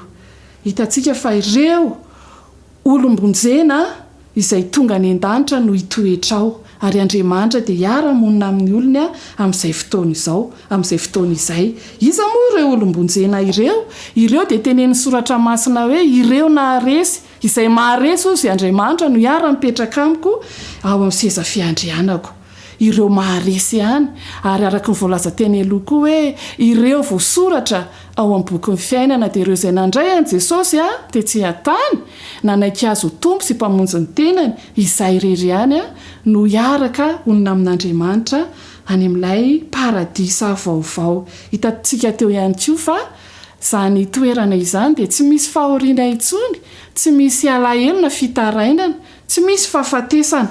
Miaina amin'izany fahoriana izany tsika amin'izao fotoana rehefa malala. Raha tsika malala ny zava-miseho amin'ity fisian'ny coronavirus ity izay tena mamono olona amanarivony amanaliny isan'andro, tena mampatahotra ary tena mavaky ny fo ny fisarahana amanaina. Ny fahafatesana dia tsy mahazatra antsika velively kanefa vokatry ny fahotana no isen'izany. Andeha nefitsika hibanjina ilay Jerosalema vaovao izay tsy isy an'izany fahafatesana izany tsony efa nomany iray ho antsika izany. Andeha tsika anao izay azontsika atao mba hahatonga antsika ho any amin'izany fiainana mandrakizay tsisy fahoriana na fahafatesana izany. Ny olom-bavonjy mantsy dia efa nafahan'Andriamanitra tamin'izany fahoriana izany, afaka tamin'ny adi-piainana, afaka tamin'ny aretina, afaka tamin'ireo aiasy tebiteby rehetra, afaka tamin'ny fahafatesana indrindra. Omeny Andriamanitra fahafahana isika amin'izay fotoana izay, fahafahana iaina mandrakizay ary tsy vitany hoe hipetraka fotsiny ihany isika fa omen'Andriamanitra antsika koa hoe tombotso be dia be afa-tsika manovy fahalalana indray. Ireo fanontaniana izay tsy voavalintsika teo tsy hatany dia any an-danitra no hamalian'Andriamanitra azy ireny. Ireo zavatra izay tsy takatry ny saintsika teo tsy hatany mikasika an'Andriamanitra dia ho ampianarin'Andriamanitra antsika izany amin'izany fotoana izany. Ary any amin'ny Korintiana voalohany 12:12 no milaza n'izany, manasanao hamaky izany rehefa manana fotoana ianao fa ny zavatra mahafinaritra dia izao tsisy alokaloky ny alahelo tsony any an-danitra, tsy hisy fiantraikany amintsika tsony ny zavatra ny ainantsika tetsy hatany ka hoe mbola hitomantsika na alahelo fa tena fiainana vaovao, fiainana feno fahasambarana no manin'Andriamanitra ho an'ireo izay tia azy. Ary hiara-manjaka amin'i Kristy mandrakizay ireo olom-bavonjy ireo. Ny zavatra mahafinaritra ihany koa dia izao hoe hiara-monina amintsika Andriamanitra, ho tanteraka ilay hoe afaka hifanatry tava amin'Andriamanitra telo izay iray isika amin'izay fotoana izay, tsy hisy elanelana intsony tahaka an'izao amin'izao fotoana izao, tsy afaka mahita an'Andriamanitra mivanta amintsika noho ny fahotana ankehitriny fa rehefa tonga kosa izay fotoana izay dia hifanatry tava amin'ilay Andriamanitra iray isika. Ilay taberina kely izay aorin'Andriamanitra eo anivontsika dia izy mihitsy no hitoetra miaraka amintsika eo ary fifaliana lehibe tsisy ohatran'izany satria ho azavain'ny voninahitr'Andriamanitra isika. Tsy misy ihany koa ny masoandro fa ny fahazavan'Andriamanitra no amirapiratra ho fahazavana ho solon'ny masoandro. Eo ihany ireo masoandro, ny volana, ny kintana fa hipetraka fotsiny ireo fa ilay Andriamanitra izay fahazavana no hanazavantsika ka tsy hisy alina intsony, tsisy aliko ny fahafatesana intsony fa ny voninahitr'Andriamanitra no ameno izany paradisa vaovao izany. Voalaza teny aloha koa fa ozy hoe mbola tsara lavitra no ilay saedena izay nipetrahany Adama sy Eva ity paradisa vaovao ity. Tena ataon'Andriamanitra faran'izay kanto, tena hoe tsy takatra amin'ny fisainantsika maha olombelona no efa nomanin'Andriamanitra antsika rehefa malala. ary misaotra an'andriamanitra atsika ny amin'izany fitiavany atsika izany fitiavany izany satria raha tsy misy tokoa moa izany dia inona moa izany ny antony isitsika eto tany sanatria ve hitovy amin'ny biby dia ho faty dia tsisy fiainana intsony be fitiavan'andriamanitra ary izany no nantony nahafatesan'i Kristy dia ny anahavitra antsika ho afaka amin'izany fanandevozan'ny fahotana sy ny fahafatesana izany. Jesosy ilay efa nitondra ny fahotantsika tsirairay avy dia efa manomana n'ilay toerana amin'izao fotoana izao. Ny faniriako lalina indrindra dia izao sy ianao mba hanisany andova izany fiainana mandrakizay no man'ny tompo izany satria izao mantsy ny voalaza ao amin'ny teniny ao amin'ny apokalipsy any apokalipsy 2:20 andininy fa 5:20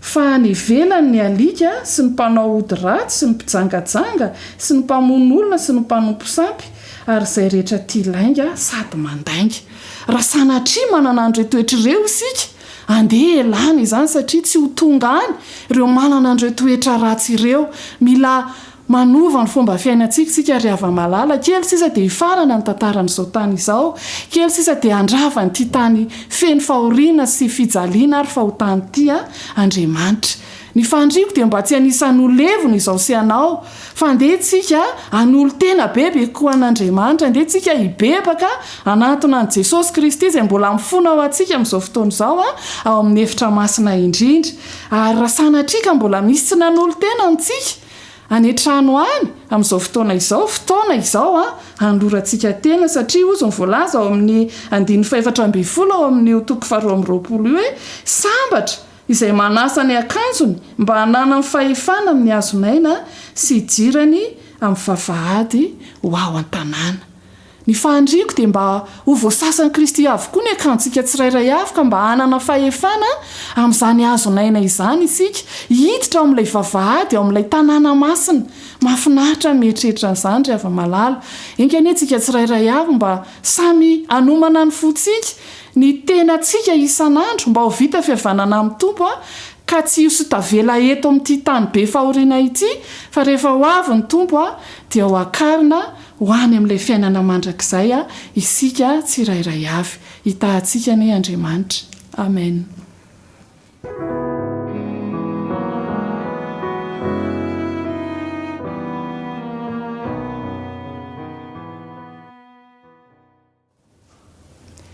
Ry Andriamanitra masina indrindra izay ny an-danitro misaotranao lehibe izahay noho ny teny fikasana noho ny teny fampanantenana izay nomenao fa ianao dia hanorona lanitra vaovao sy tany vaovao ho an'ireo izay tianao. Tompo malalo ny fandriana indrindra dia anisan'ireo izay ho mpandova izany lanitra vaovao sy tany vaovao izany izahay ilay paradisa izay tsy misy fahoriana na fanaintainana ary tsisy fahafatesana intsony. Jesosy o tehirizo matoky aminao hatramin'ny farany izahay aoka izahay mba ho vita fihavanana aminao isan'andro ka ho voavelany elokay ary voasasa ny fahotanay ka raha hiverina tsy ho ela ianao Kristy dia izahay rehetra izao miaraka amin'ny ankonanay miaraka amin'ireo vahoaka marobe izay efa nandray anao anie dia anisany andova izay mifiainana mandrakizay izany. Tehirizo ao am-ponay izany fanantenana lehibe izany Tompo ary ny fanahinao anie hitoetra aminay mandrakariva hitarika anay amin'ny fahamarinanao. Tononona mivavaka amin'ny anaran'i Jesosy irery ihany. Amen.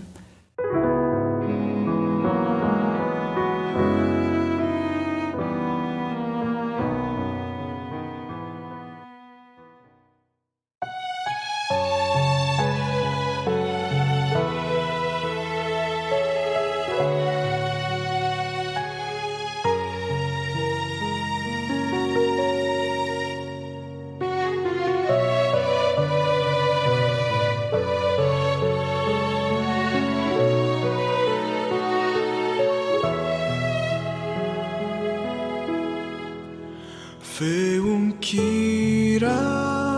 malefaka kanto no entikio anandratanana Sai nomena no indro averikio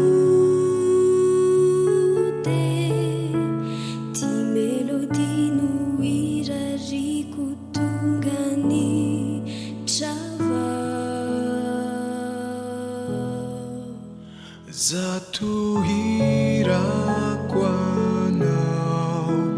iderananao fatsary anao lafatrako deraina fonafony anao zatohirakanoi lay tantara itoy de lay fideràna teto antany toizanany andanitra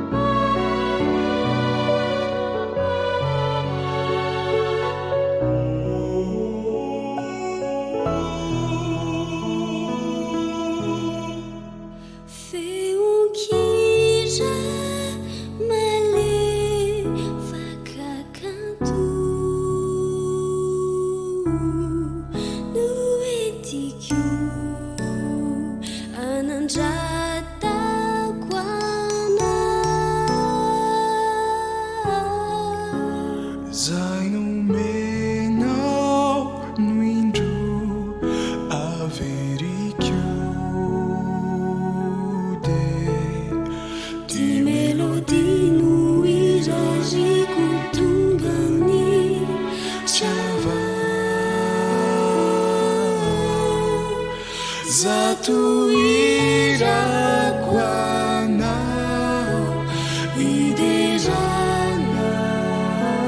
iderananao fatsary anao lafatrako deraina fonafony anao zatohirakanoi lay tantara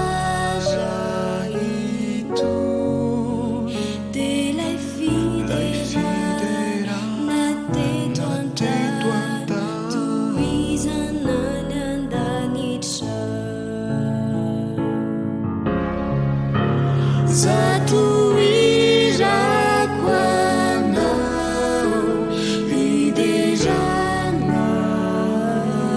iderananao fatsary anao lafatrako deraina fonafony anao zatohirakanoi lay tantara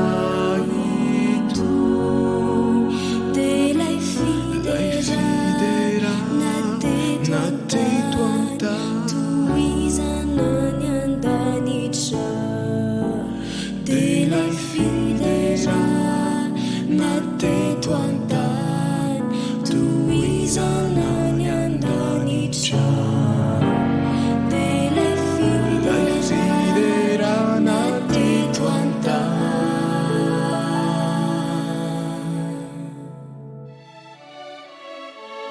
toizanany andanitra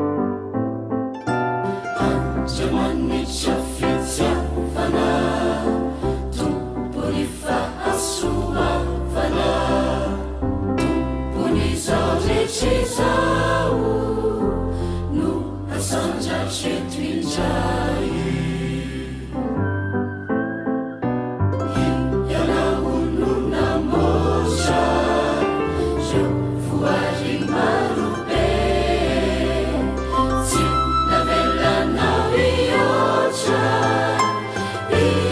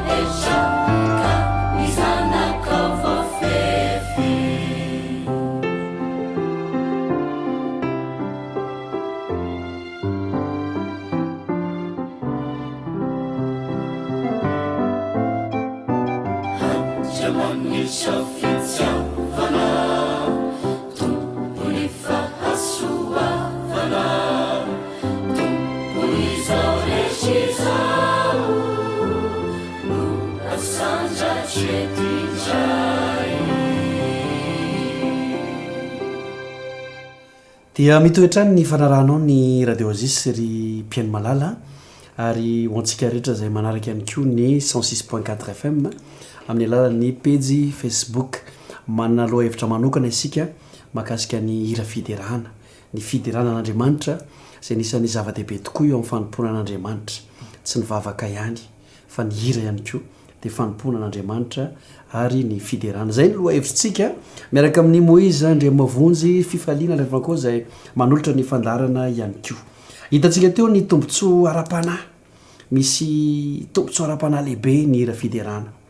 fa ndeha indray ho resantsika Moïse makasika ny hoe mety misy tombontsoa ara-nofo ihany koa ve tena misy tombontsoa ara-nofo mihitsy ary ny voalohany indrindra angamba raha hoe resaka ny tombontsoa ara-nofo tsika dia ny vatantenantsika mihitsy rehefa mihira ny olona anankiray dia misy tombontsoa mihitsy ananany ary eto mihitsy manko no tokony isaintsainantsika tsara le mihira zany tsy hoe mihira fimihira fa tena mihira mba azahoana tombontsoa zao no lazain'ny apôstôly Paoly eo amin'ny Korintiana voalohany toko 7:20 ka ny 9:10 Korintiana voalohany toko 7:20 9:10 dia hozy izy ahoana ary no izy sady hivavaka am-panahy no hivavaka an-tsaina koa aho sady hihiram-panahy no hihiran-tsaina koa aho ity tenin'ny apôstôly Paoly zany dia tena milaza amintsika fa rehefa mihira na mivavaka fa ny mihira moa no resantsika eto dia am-panahy zany hoe tena mipahendrena tena misy fahendrena avy any ambony mihitsy kanefa koa an-tsaina zany hoe misy fahalalana sy fahaizana mihitsy ao anatin'izy ity ary zay nge ny ampirosenantsika hiditra korala satria ao amin'ny korala ny tena mianatra an'izany fomba fihiran'izany fa tsara ho fantatsika ihany fa rehefa mihira tsy hoe mihira fimihira fotsiny fa tena misy ny saina mihitsy ny intelligence miasa amin'izy andeha nge ho an'ny olona anankiray zay mihira dia mahafantatra tsara fa ny rivotra zay mivoaka atao amin'ny avokavoka no mamoaka rivotra zany mandefa rivotra miakatra ao amin'ny tenda dia mampiozongozona ny corde vocale zay io no mamea an'le feo de mivoaka avy eo a de ny molotra sy ny lela moa mamolotra an'zany ntsona de iny mamoaka an'lesy raha vao tsisy rivotra zany ato de zao tsy mamoaka feo ianao ohatra ny le olona miatsakatsaka be reny tonga eny amin'ny ariva tsy maavoaka teny ary hoe za voalohany za sepotra tsy maavoaka feo satria tsisy rivotra ato satria zay ny nanamboaran'andriamanitra atsika noho izay zavatra zay zany rehefa mihiry ianao de mila mianatra mihitsy ny teknika an'izay ahoana nanaovako an'izay ary vokatra ny fianaranao an'izay de hanome anao avokavoka tsara sy fahaizana mifoka rivotra tsara fahaizana mifeny tenanao rehetra zay fotsiny zany zatra anankiray ny feo zay avoakanao de misy fianarana be deabe amin'izy ireny ka tena tompontsoa anankiray lehibe eo amin'ny vata tena atsika mihitsy aloha no mihira satria rehefa mihiry sika de na ny saina ny tova ny eritreritra de miaraka daoly manao teraka zany mandranitra ny saina koa nge niry ary zany nge mahatonga nyle zay nge mahatonga an'le hoe ina moa le baka atao ankiry aona moa iny moa le zavatra iny moa tsy tadidiko tsony izy taloha misy an'reny hoe tsy ohatrany hoe le fianarana baky le nataondry zareo misy manao an'izay tany amin'ny tele tany hoe le lesona atao hira ina moa reny moa fa izay mihitsy izy hoe klasy tsy haiko tsy tadidiko tsara le ohatrany hoe klasy baka tsy haiko ohatrany fa atao akira zany le zavatra ianarana de tadidin'ny saina fa raha ianarana fotsiny ohatran'izao ka tena misy tompontsoa ny vata atsika mihitsy aloha zany ny fihirana ary na ny boky ara-pahasalamany reny aza de miteny mihitsy fa tena maso ny vatatsika ny hira satria zaonohatrany hoe malaza fotsiny zao Moïse de hoe mampatanora lalandava ny hira zay zao tena fantatry ny rehetra fa akoatran'izay ke zany misy zavatra mitsapa mihitsy ohatra zao a ny boky tanamasoandro ny fahasalamana de miteny an'izao teny zao mihitsy ao amin'ny pejy 520 tsy misy na inona mety hitondra fahasalamana ho amin'ny vatana sy ny fanahy mihoatra noho ny toetsaina feno fisaorana sy fideràna tsy misy za mihitsy ny teneny eto ary tena adidy mihitsy ozy izy manohitra amin'ny fanjombonjombonina sy rehetrehitra mampetse-po tsy faly tahaka amin'ny mahadidy ny mivavaka sy mihira ka tena fandroana n'reny zavatra stress karaha zany re mihitsy ny hiry ary tena manala anao mihitsy amin'ny vesatra zay mitambesatra aminao tena mitondra fahasalamana mihitsy araka ny tenena to hoe mahatanora mba trehevitra raha aman-drenitsika mpihira hitatsika mihitsy fa betsaka eo amin'ny fiangonantsika le mpihira reny tena amin'ny mpanakanto malagasy raha misy tsy miova tsy miova ary tena ilaina mihitsy zany manana ny lira etsy an-dany zany de mampitony ihany koa reo toeponao sy ny fihetsikaao mety hitrotra eo anatrehan'ny toe-javatra ny hira zao mihitsy nylazay ny boky éducation page 7 paragrafa 3 ny hira de manana hery mahatalanjona afaka mampitony toepo mahery setra tsy morakivy izy afaka manatsara ny eritreritra izy afaka miara-mioro izy afaka mampiroborobo ny fiarahametana afaka manala ny alahelo mampiorory ary manimba afaka manao zany rehetra zany izy indrindra moa fa hira fideràna zay hira mitoro fifaliana mitoro fisaorana de tena manome antsika mihitsy toepo hafa tsy tovizana amin'ny hafa nisy fanandramana kely zay nataonay mivady tao atokantrano tao zay mivady moa de tahaka ny mpivady rehetra ihany araka nyvolazan'ny tsika malagasy de nitokantrano tahaka ny dia fotsy izy vaody alakasokasika totra tsy alandromoromo zany hoe olona natorotony nakambana mety misy tsy tovizakevitra ary tsy voatery hitovhevitra foana mpivady azo mivadiko tena ty loka voatavo zany tena tsy ty voatavo mihitsy de tsy hitovy zany zay mivady amy zavatra ka mety misy tokoa ny zavatra tsy hitovizana ary mety hiteraka fifandirana lizy eo mpivady nahatsapan'zany zay mivady tao tokantrano ary de miezaka mba te hiala am'zany de zao no nataonay mivady atsipiko izy ty tsy miteny ah hoe mety aminao koa le izy raha mety aminao mba andramo aloha fa taminay mivady de nety izy fa nisy namako zao niteny tamiko tsy neto tamiko mihitsy izy fa anenay mivady de nety zao nataonay mivady andeo ifanarahana izy ty roneny rehefa tsapandra misy zatra tsy fanarahantsika roa ka tsapany anakiray efa miakatra amin'ny feony anakiray zany zay o mifetomboan'le mety fifandirana fa miakatra amin'ny feony anakiray ny anakiray matsapa voalohany miakatra amin'ny feo avy etrano de mihiry izy de izy mihiry iny mety ho tsapan'le anakiray mampiakapeo fa miakatra ve zany feoko zany de mety mampidina ny feo na mety mira tena nataona mivady fanandramana zay tompoko fa tena nanamboatra ny fo anay mivady mihitsy le izy ary nahafinaritra mihitsy ny vokatra fa mahatonga anay tsy lasa amin'ny fifandirana lasa vazivazy ny ara ve tonga de manaraka deuxième fois ho azy a raha izy ny hira voalohany ary tahaka zany koa izy tena tena hitako mihitsy hoe nanamboatra anay mihitsy zany zay hira zay tombontsoa aranofo ngeda be teo amin'ny tokantranonay mihitsy zany za tsy miteny hoe mety hoe tena mitokantranonao zany fa azo andramana satria misy mety olona mety sy mampety azy zao vomakisy tesitra azy maty inako niranao afara hira fiderana le izy ka zay indrindra ka zay mihitsy fa nany mba hira fiderana mihitsy no atao fa tsy hira ndraiky manko enao mety mira dira maneso an'le anakiray ndraiky no ataonao vo maika hiteraka afo eo am'le vanja am'le afo indray le izy fa ny zava-dehibe zany de zao tena misy tombontsoa aranofo mihitsy amy debatatsika le izy fa misy tombontsoa amin'ny ara-piarahamonina koa izy ty io hira io hira fiderana io tena lazaiko anareo fa be debe anie ny tokantrano voovany hira fiderana mba ilaza kely ny amin'ny eny jesosy zao ny eny jesosy tompotsika raha ohatra tsika mijery ny eo amin'ny lay fitiavana mandresy pejy faraiky ambim-polo de miparakaraha voalohany de misy an'izao teny zao vakeko amitsika tsy ho fenony ihany zao tolo zao naoviana kristy ka tsy nanam-potoana heritreretana momba ny zavatra ny lanitra matetika mario tsara ty matetika naneo ny afalian'ny fony jesosy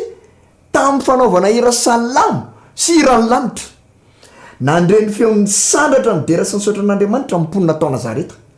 ny ray tamin'ny lanitra tamin'ny alalan'ny hira izy ary raha nitaraina ny namany noho ny fahavizanana amin'ny asa de nanome fifaliana azy reo ny feokiramamy ny polotra avy teo amin'n'olotr' jesosy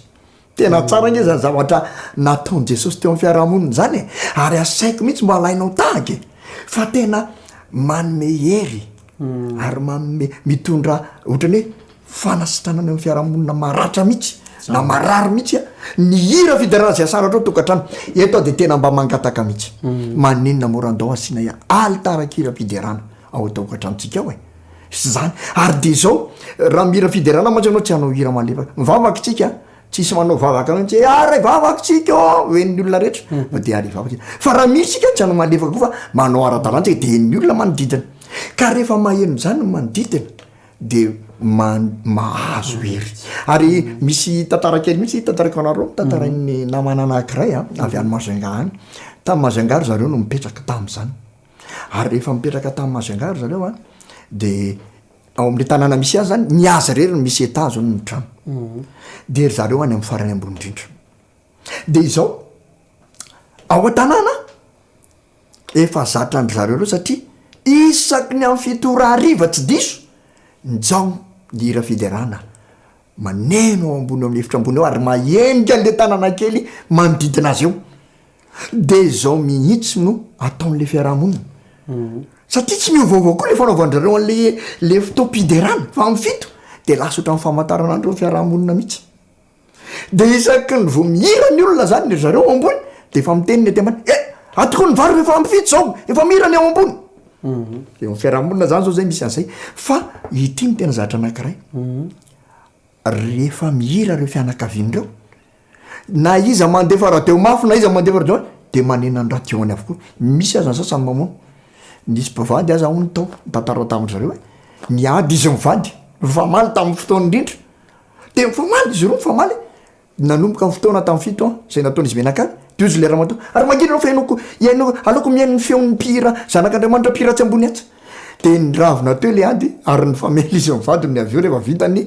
antarakira-piderana taonytombony tao zany hoe tena manome fiainana mahafinaritra mampitony manome hery ny fiarahamonina mihitsy ny hira fiderana ary tokony ataotsika zany tokony ataotsika zany tany amin'ny anafa tsy any am-piangonana tsy any am-piangonana ihany ary tsy hoe korala ihany koa manao an'izany fa sika mianakavy miderany Jehova ry olona rehetra ary tokony ataotsika zany tany amin'ny tokantrano anankiray ndray teto tany Hariva de reto menadahakely reto no nanao fanandramana nakao amin'ny tokantran'olona anankiray izy zay vao teraka enimbolana efa fito volana fa tsy terabao de nandondona tao izy ireo ny alahady maraina de rehefa tonga tao izy de le raha matonona moatrano de fantatro le raha matova zanak'le kristianina tsy ambadika tsy izy ireo fa somary lavidavitra ny toerana de rehefa ahoana nareo tany mba mitady ny dadany cdr nteotoka cdr izy dadany cdr zahay zazakely zany de mbola matory izy fa amy fito zao fa apetrao amiko ny avitra izy mihitsy nitadiavinay de ozy izy lay rempiagna aloha ary nareo miverina rehefa kelikely de rehefa miverina ary zareo afaka adandray na adandrasany tsy fantatro de efa mifolo erangaha de nampandrosomy izy menadakely de inona no tonga avanareo menadary de nitsangana lehilahy kely tokony ho telo ambe folo taona le vavokely folo taona saraka ambe folo taona de ozy izy lehilahy kely tsy zany dadany cdr fa ao anatin'izao fetiny ray zao de tonga zay menada hivavaka ao anao hihira ao anao ary anome fa nomezana ao anao tankinao izy le raha matotompon'lay vadin'le ranga zany tankina satria nazary reny zavady le za mbola tsy nirapa tsy nivavaka tsy nira ao an'io vadiko fa reto zanaka kristianina tsy ambadika reto no tonga tato tongatranko nanao izany mba iriko raha mba ohatran'izany ny fiainatsika mitondra manamaivana ny fiarahamonina ary mafana ny fiarahamonina tahaka zany amin'ny alalan'ny hira fiderana sy ny fijorona vavombelona amin'ny hira fiderana tena misy tombotsoa ranofo be debe no azo resana amin'izy ty fa angamba ajantsika atreo satria afaka toizantsika ihany koa nefa manaraka raha misy fotoana fa ny tsara de zao sady tombotsoa an'ny tenanao manokana zany nofo anao tombotsoa an'ny tenanao manokana tombotsoa any manodidina anao na ny vady ny tokantrano ny fiarahamonina tombotsoa an'ny rehetra mba hevero ange hoe za zany eo de tena misy any an-danitro tsika zany hoe fanarabaina tonga soa teo amy ranomasina fitaratra fanentsika de mifamiantsika salefrako mifamiantsika menakavy de iny nisy olona anankiray avy any nanantony tsy fantatsika ka mifamiana ko samy tonga ny zany mifamiana nareo ngamba mety tsy mahalala fa zao tam'ny teny atany de tadidiko fa ao mitokantranonareo natao amy korala nareo na amy fiangonao mizira fiderana mizira fiderana zay nanoina tena nafaly de miainy foana de manongira tsofona foana ary zany no nitare ny fanahy masina andray an' jesosy tompotsy de voavonjy ary de zao tafaonzotsika mba manahoana ny fitseponao eny an-danitra eny mahenao an'izany hoe no nira fiderana zay nasandratrao tao atokantranonao tao natany amy korala zay natao natao am-piangona de nisy olona tonga teo ambany azo fijany kristianina naiky ny famonjeny de voavonjy miaraka aminao tsisy ranomasotsony any an-danitra kanefa mety isy ranomasom-pifaliana ihany sotra andriamanitra no ny hira fiderana zay niainako teny ambony tany ary itsika de hira fiderana foana any an-danitra rehefa ho avy nge jesosy tompotsika de hira ny hira mosesy sika amy ranomasina fitaratra lehibe sy mahatalanjona ny asanao zany ny tongokiry iraitsika voalaza ao amy baiboly zany ao amy boky ny apokalipsy ka de andao re mba eo amba fitarea fanamasina de andao teno raitsika io zava-dehibe ty hiry ty ndraindray mantsy Alain Franco nivavaka ny tena ngeda be amitsika marina aloha fa tena ohatrany hoe ilaina mihitsy tena ilaina ohatrany hoe rivotra foana havelona atsika mihitsy mivavaka fa ny hira kosa tsy ambanin'izany madame Moïse ao amy bokiny de miteny mihitsy ilay mpanoratra kristiana anankiray miteny hoe ny hira ny vavaka de mitovy lenta amin'ny hira fa samiasa fanompoana an'Andriamanitra ka aoka mihitsy zany tsisy alaim-pana hoe ny vavaka rehefa tsy mivavaka tena mahatsiaro tena fa rehefa tsy mihira tsy de manino tsy na mivavaka na mihira de tokony ataontsika fiainatsika zany satria ny fideran'Andriamanitra ary zao mihitsy no tenenin'ny boky éducation marana kely azy izy en éducation page 520 paragraphe de ny hira fiderana de rifim-piainan'ny lanitra zay mihitsy zany ny hira fiderana de rifim-piainan'ny lanitra rehefa mifandray amin'ny tany ny lanitra dinjany misy femozika sy hira fiderana manakoako tamin'ny jesosy tonga teto ambony tany nisy hira fiderana avy jesosy mbola isy hira fiderana ary ro farany ao message à la jeunesse ho an'ny tanora zany boky message à la jeunesse page 289 paragraphe faharoa de ozy izy ny fon'olombelona amiray feo amin'ny lanitra jereo tsara Alain Franco ny fon'olombelona amiray feo amin'ny lanitra de mankasitraka an'Andriamanitra amin'ny alalan'ny hira fiderana ny hira de mifandray mandrakariva tamin'ny etsika maro teo amin'ny tantaran'ny olombelona azonao atao tokoa ny mankasitraka an'Andriamanitra amin'ny alalan'ny vavaka tokony ataonao zany fa jerevy tsara rehefa mivavaka ianao de anao ihany mivavaka makasika andriamanitro teranao misaotranao anonsoana atao zany tsitsisa fa raha amin'ny alalan'ny hira nanaovanao azy maheno daholo mandidina doziny hoe fa misy inona no mihira fideràna Moïse nazo tombontsoa tamina tena sambatra de mba anao to azy koa zany ny tombontsoan'ny hira eo amin'ny fiarahamonina amitsika de asaina ampitiavany sika mba tena handray am-po izany anaiko eo mba fitariana fanahy masina anao ny hira fideràna ho tena eo amin'ny fiainatsika mihitsy de arak' zany a de manaova fanandramana isaka ny sabata tolakandro zao moa de zay mandrakariva no ambety teniko eto hoe manaova fanandramana isika satria ny fivavahana kristianina de fanandramana nge fa tsy resaka fa tena fanandramana ka de mampirisika atsika anao fanandramana ny amin'ny voaresaka rehetra teo makasika ny hira fideràna tombontsoa lehibe io nao amin'ny ara-panahintsika nao amin'ny aranofo ary indrindra tokony ataontsika satria andriamanitra pahary no andriamanitritsika eny ary zava-dehibe ny fotoana zay nyrasika tamin'ny mpiaino sy mpijery Moïse raha sitrapon'andriamanitra mbola mety toizatsika ao amin'ny manaraka fa iny any keo zany no nakatina ny loha hevitritsika makasika ny hira fideràna androany ary aorinan'izao fotoana iarahanao aminay am'rahalahy zao de iaraka amin'ny pastora Harivola isika hitondra ny fampahirizana fariny amin'ity sabata tolakandro ity ary de zay any keo no ametrahana ny mandra-piresaka sady zany zao de ho amin'ny manaraka indray mandra-piresaka Moïse veloma toko veloma Alain Franco isaona ihany koa toky tao amin'ny lafiny teknika atao nampifandray atsika nampitany sary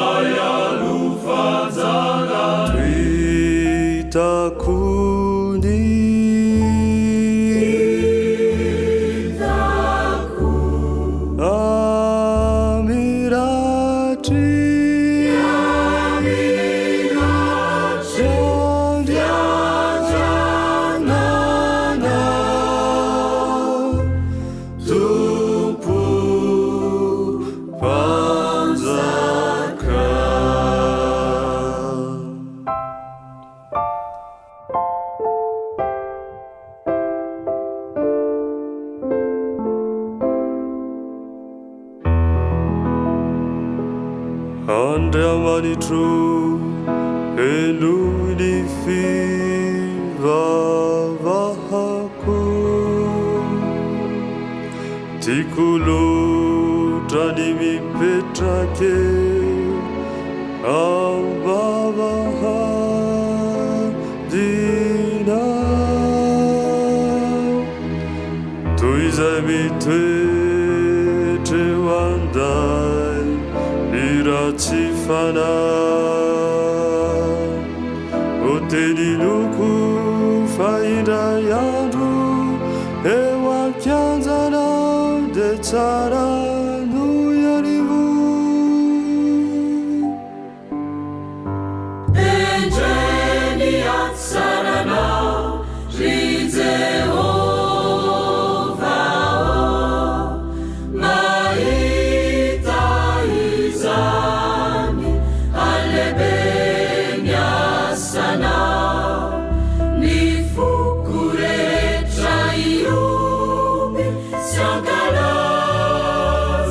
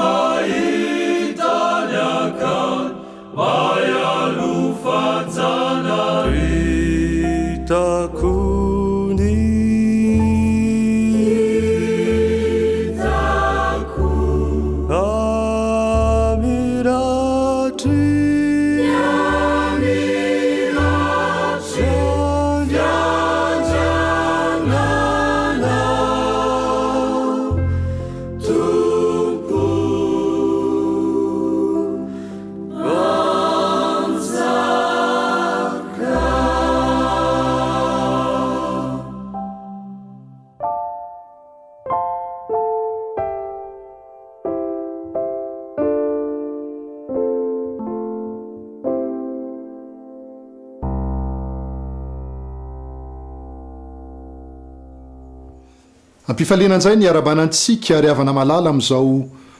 folakanjo famaraparanana ny sabata izao. Ampifaliana ny hitonjana ny ten'Andriamanitra alohan'ny amarana antsika ity sabata ity amin'ny tian'io ity. Ny namanao pastor Andrianomanana Sarinja Harivola ihany no manoloananao hitonja vatsim-panafara ny ho antsika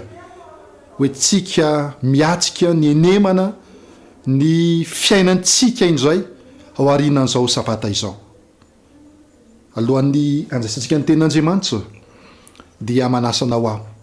andeha hiaraka hanonjika ny lohantsika sika hivavaka. Ray masina misasanao no ny fotoana mafinaritra nomenao anay tamin'ny tontolo andron'ny sabata tamin'ny teny ity. Ankehitriny amarana ny sabata izahay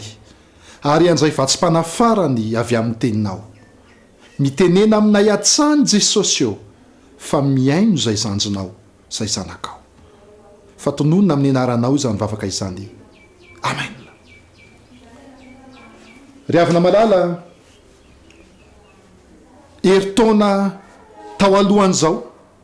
raha averina kely ny tantara volana Martsa tamin'izay fotoan'izay. Nisy fanapa-kevitra ny ray sy mitondra fanjakana fa noho ny antony manokana noho ny antony ara-pahasalamana dia tsy maintsy miditra anaty confinement ny vahoaka malagasy. Nanomboka tamin'ny fotoana io dia niaina tanaty vanim-potoana sarotra ny vahoaka ary ao anatin'izany koa ny zanak'Andriamanitra. Ary tsy ho an'ny vahoaka malagasy ihany fa ho an'izao tontolo izao mihitsiny izany vanim-potoana sarotra izany. Eritaona teoriana no eritseretina fa to efa afaka tamin'ilay valanaretina coronavirus isika tamin'ny taona 2020 kanjo indrisy fa eritaona volana Martsa tahaka izao injo mipotsa indray. Ary ny tena sarotra dia izao mia mampatahotra ny toejara, mia mampivarahontsana ny zava-mitsanga ankehitriny. Marina hoe tsy mbola miditra anaty confinement isika kanefa raha nizahatra miseho sy mitsanga dia atao re isan'ora isaminihitra indray ny feon'ny ambulance mandeha eraky ny lalana amin'izao fotoana izao. Rehefa mijery ny vaovao manaraka ny vaovao dia atao hita foana ny vokatsy ny fitiliana natao fa mitombo ary ny ndoson'ny fahafatesana moa indrisy fa misy foana. To misy sarotra ny toejara, to tsy mbola afakady isika fa vao maikara anaty ady tanteraka. Ary ny zavatra dia ity tsy fantatra hoe roviana ihany ty ady ty vao tapitra. Araka ny teny vazaha zay manao hoe tsy mbola tazana mihitsy ny bout de tunnel, tsy mbola hita hoe riny farany efa mba managasanga fa ohatrany to vao maika me manjosy melalina ihany amin'izao fotoana izao ao anatin'ny olana ara-pahasalamana goavana izay tsy vitan'ny hoe olana ara-pahasalamana ihany fa misy fietsaika ny amin'ny vola miditra amin'ny sambatan'olona misy ny aza miasahirana ny vahoaka. Ary tsy mivahoaka malagasy ihany fa izao tontolo izao mihitsiny miavaky saina vaky loha. Reo mpitondra fanjakana maneran-tany amin'izao fotoana izao dia miasa saina mihitsy hoe ahoana ihany izy ity. Fantanam-pesaka manahoana ny tokony toe-tsaina ihany tsy antsika zanak'Andriamanitra izany toe-javatra izany. Ary izay indrindra no tiana zaraina amintsika amin'ity famaranana sabata ity amin'ny teny ity. Zao mantsy ny voalaza ao amin'ny Matthieu 4:20 sy ny Marka 3:10 dia samy milaza daholo ireo toko sy andininy roa ireo fa izao zavatra mitsanga izao dia fiandohan'ny fahoriana fotsiny any. Fiandohan'ny fahoriana fotsiny any. Iso zahatsa hitantsika izao. Zany hoe tsy mbola tena izy zany, mbola voafanombohana, ary tamin'ny herintaonao tsao dia efa niteny an'izay nampitan'izay tamin'ny mpiara-mivavaka ny tena. Ary mbola verina indray izy zany teny zany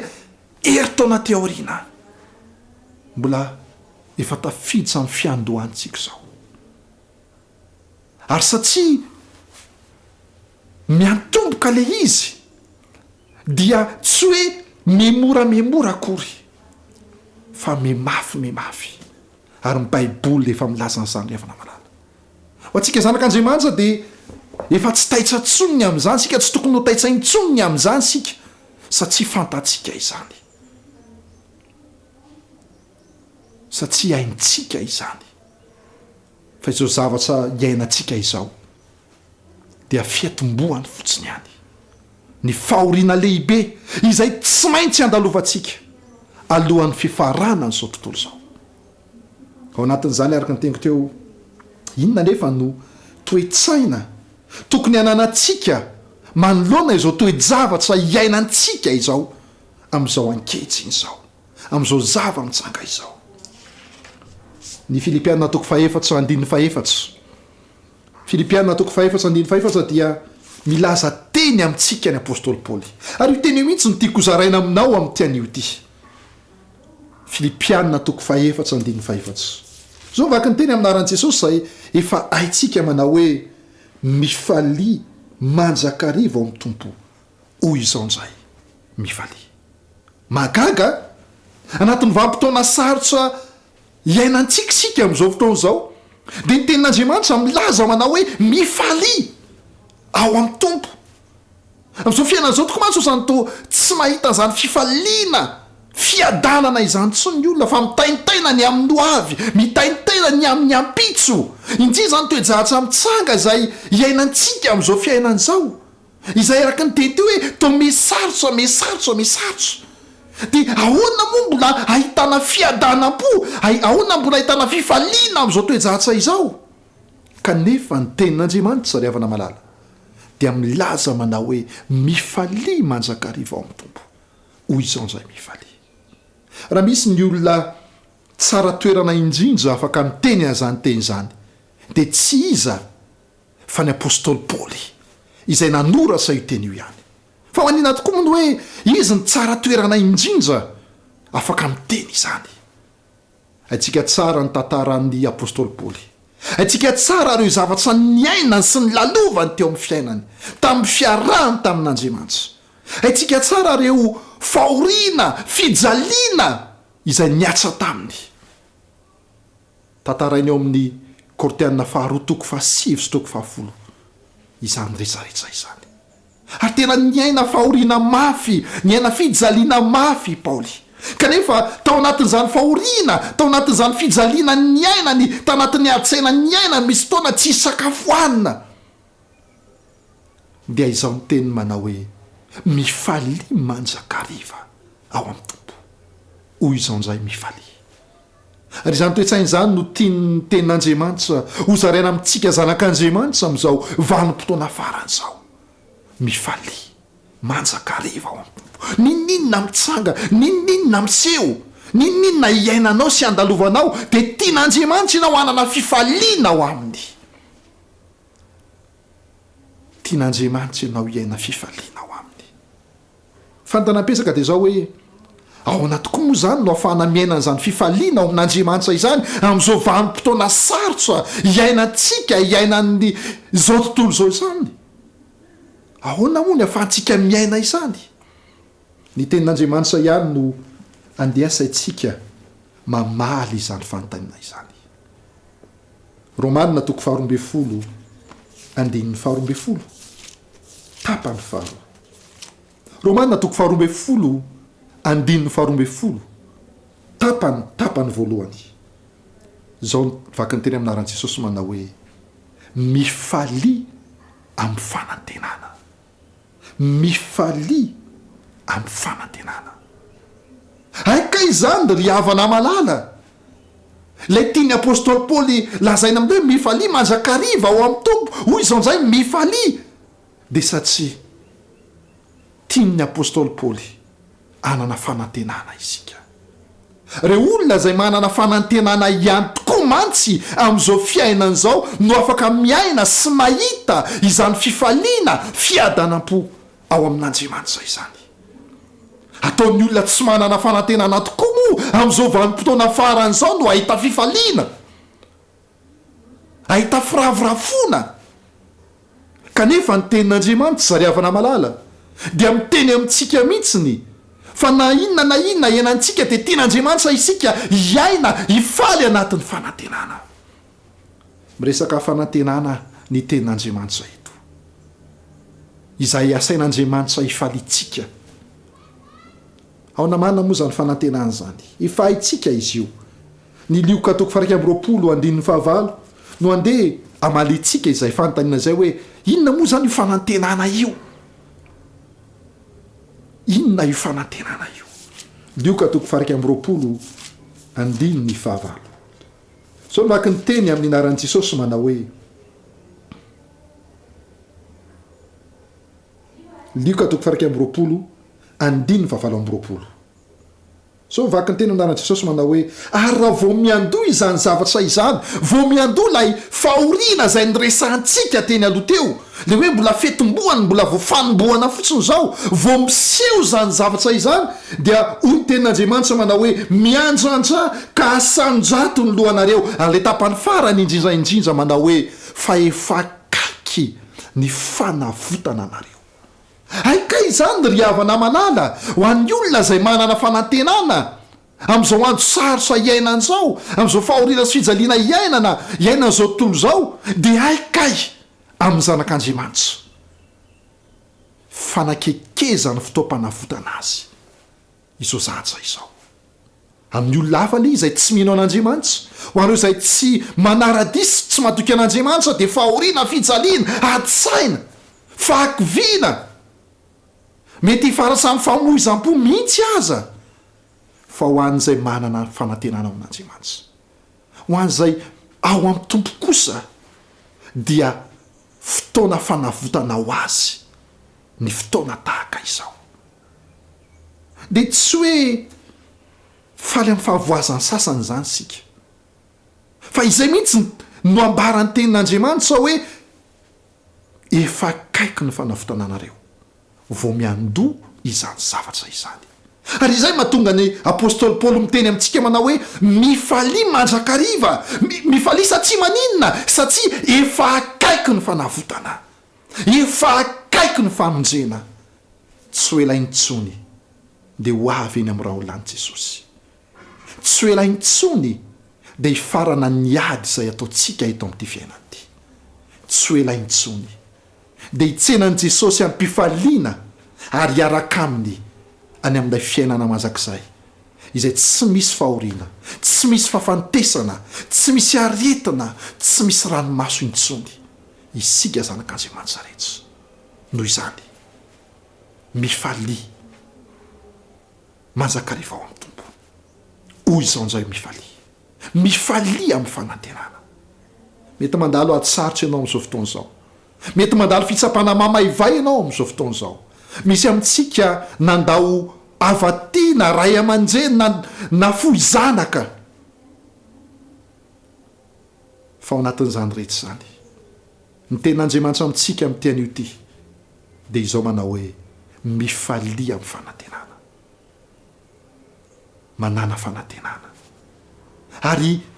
hiaino izany fanantenana izany. Ilay fanantenana fa tsy ho elaintsony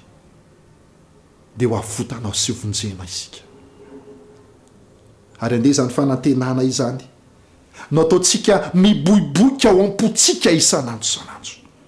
Andeha izany fanantenana izany izay fototsy ny fifaliantsika, fototsy ny finoantsika, no ataontsika vatifantsika ao am-potsika isan'andro isan'andro. Ary andeha izany fifaliana ny amin'izany fanantenana izany fa efa mimanakaiky ny fanavotana antsika izany, andeha hiainantsika izany amin'ny fiainantsika ka raha izao tontolo zao mitanlonjika kivy ketsaka ny am'izao fiainana zao isika kosa dia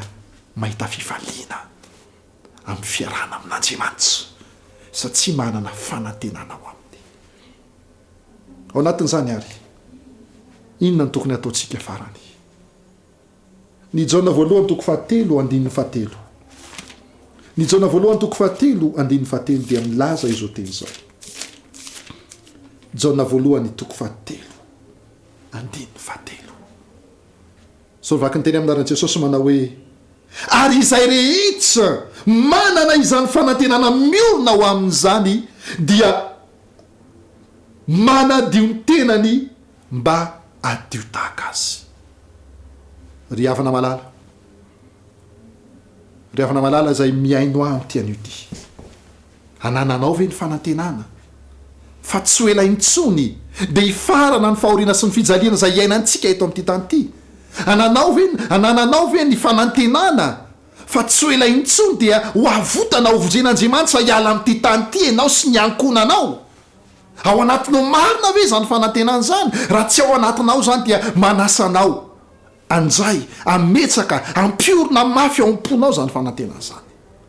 Ary rehefa ao anatinao zany dia hoy ny tenin'Andriamanitra hoe izay manana fanantenana izany hoy izy dia aoka anadio ny tenany mba adio tahaka azy. Ho antsika izay manana izany fanantenana izany ao anatintsika, fanantenana fa tsy ho ela intsony dia ho avy Jesosy anavitra atsika, hitondra atsika ny amin'ilay lanitra vaovao sy tany vaovao. Ho antsika izay manana izany fanantenana ka miorom-paka ao anatintsika izany fanantenana izany,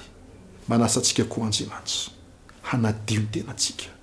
manasa atsika Andriamanitra hiavana aminy isanandro isanandro amin'ny fotoana rehetra, manasa atsika Andriamanitra ho vita fihavanana aminy amin'ny fotoana rehetra. Ry havana malala tadio fa fandalova ty tany ty. Tsy fantatsao izay hitsanga raha ampitso, fa ny any fahazona antoka ny fanavotana anao sy ny famonjena aisy anao dia ny fifanjaisana tsy tapaka amin'Andriamanitra isanandro, isanora, isa-minitra, isa-tsekonja. Etiam-pamanana anazy hiatsika herinandro vaovao isika, tsy fantatsika izay hipotra hivoaka ao ambadiky ny ampitso, tsy fantatsika hoe inona niseo afaka apitso, fa izao andeha hifalitsika ny vanim-potoana amen'Andriamanitra atsika. Tsy afaka ny anana izany fifaliana izany ianao raha tsy efa mioro-paka ao anatinao nefa ny fanantenana, raha tsy efa hiainanao ny fanantenana dia tsy afaka ny anana fifaliana ianao. Raha tsy manana izany fanantenana izany ianao dia mitovy amin'ny olona rehetra ihany. Manasanao Jesosy, mamerina aminao indray Jesosy, na dia mety efa fantatsao ary zany, manamafy aminao indray Jesosy amin'ity an'io ity, ataovy mafiorina ao anatinao ny fanantenana, fa tsy ho ela intsony dia ho avy izy hamonjy anao, hanavitra anao hiala eto amin'ity tany ity ho any amin'ilay lanitra vaovao sy tany vaovao izay toerany fonatsika. Manasanao izy an'izay izany fanantenana izany zay, ary manasanao izy hiaina izany, ahita fifaliana amin'ny fiainana izany, satria raha ity fiainana ity dia tsy misy azo hianterana intsony, tsy misy azo antenaina intsony ity fiainana ity. Ary raha nananao izany fanantenana izany dia manasanao izy hanadio ny tenanao, hanavao ny fanoloran-tenanao isanandro isanandro amin'i Jesosy, ho vita fihavanana aminy amin'ny fotoana rehetra. Ny tompo aneombanao, ny tompo aneombanao sy ny ankonanao, ka ity enemana vaovao ity dia enemana feno fifaliana ho aso anao, satria manana fanantenana ao amin'i Jesosy isika. Ary ao anatin'izany dia hiezaka eo ambany fitariana fanamasina koza sy anao, ho vita fihavanana amin'Andriamanitra amin'ity enemana vaovao ity, amin'ny vaninandro sisa rehetra izay mbola men'Andriamanitra asika, dia andeha hiezaka eo ambany fitariana fanahy, ho vita fihavanana ifanjay tsy tapaka amin'Andriamanitra. Ka rehefa ho avy izy, rehefa ho avy ny fotoana dia hoentiny miakatra hiaraka amin'ny amin'ny lanitra vaovao sy tany vaovao izasy anao. Ny fiadanany tompony sy ny fahasoavany ane hitoetra ao anatsika tsiraray avy. Amen. Dia hiaraka hivavaka isika.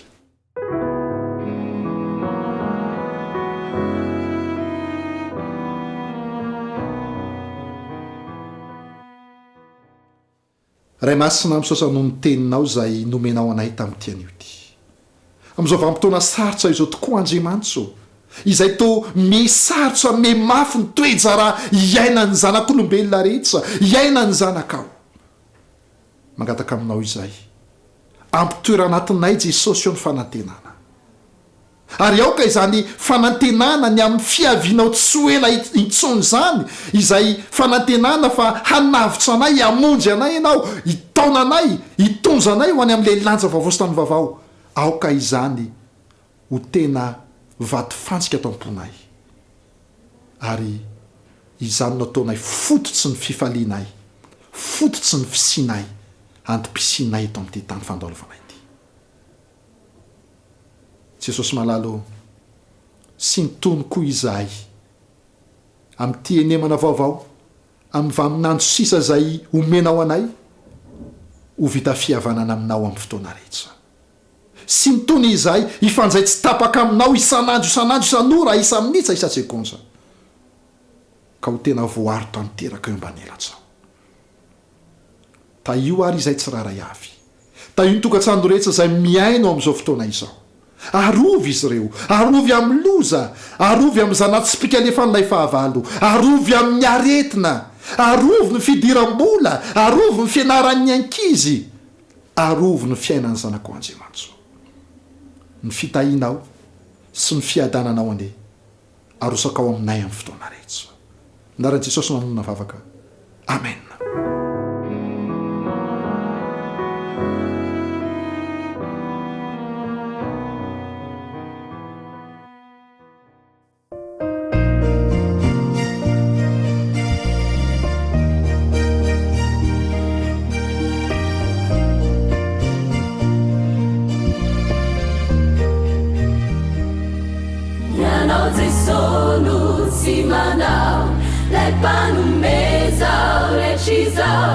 Katsisima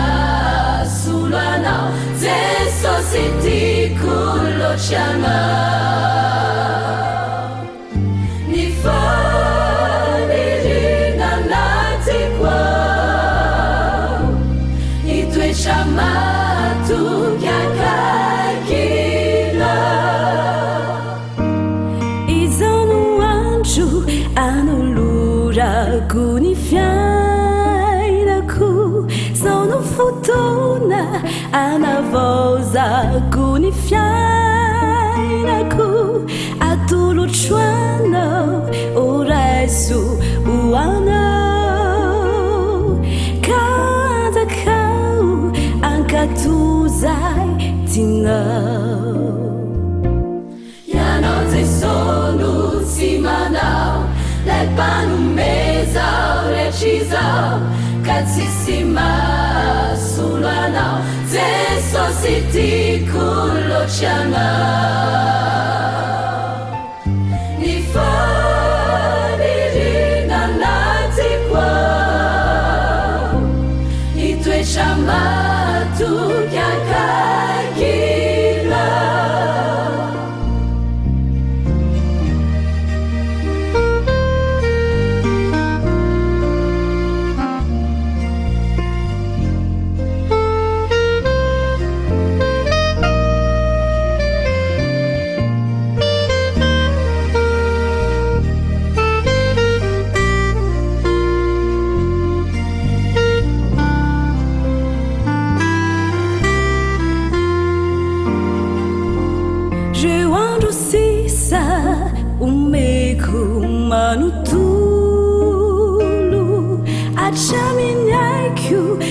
Fukwa no daulu Faia nonu Masambacha Hini anonu Miaru simitai Yanoze sonu simanao Lepanu meza recisa Katsisima sulana shana ni fanirina nati kwa itoetra matoky akaikina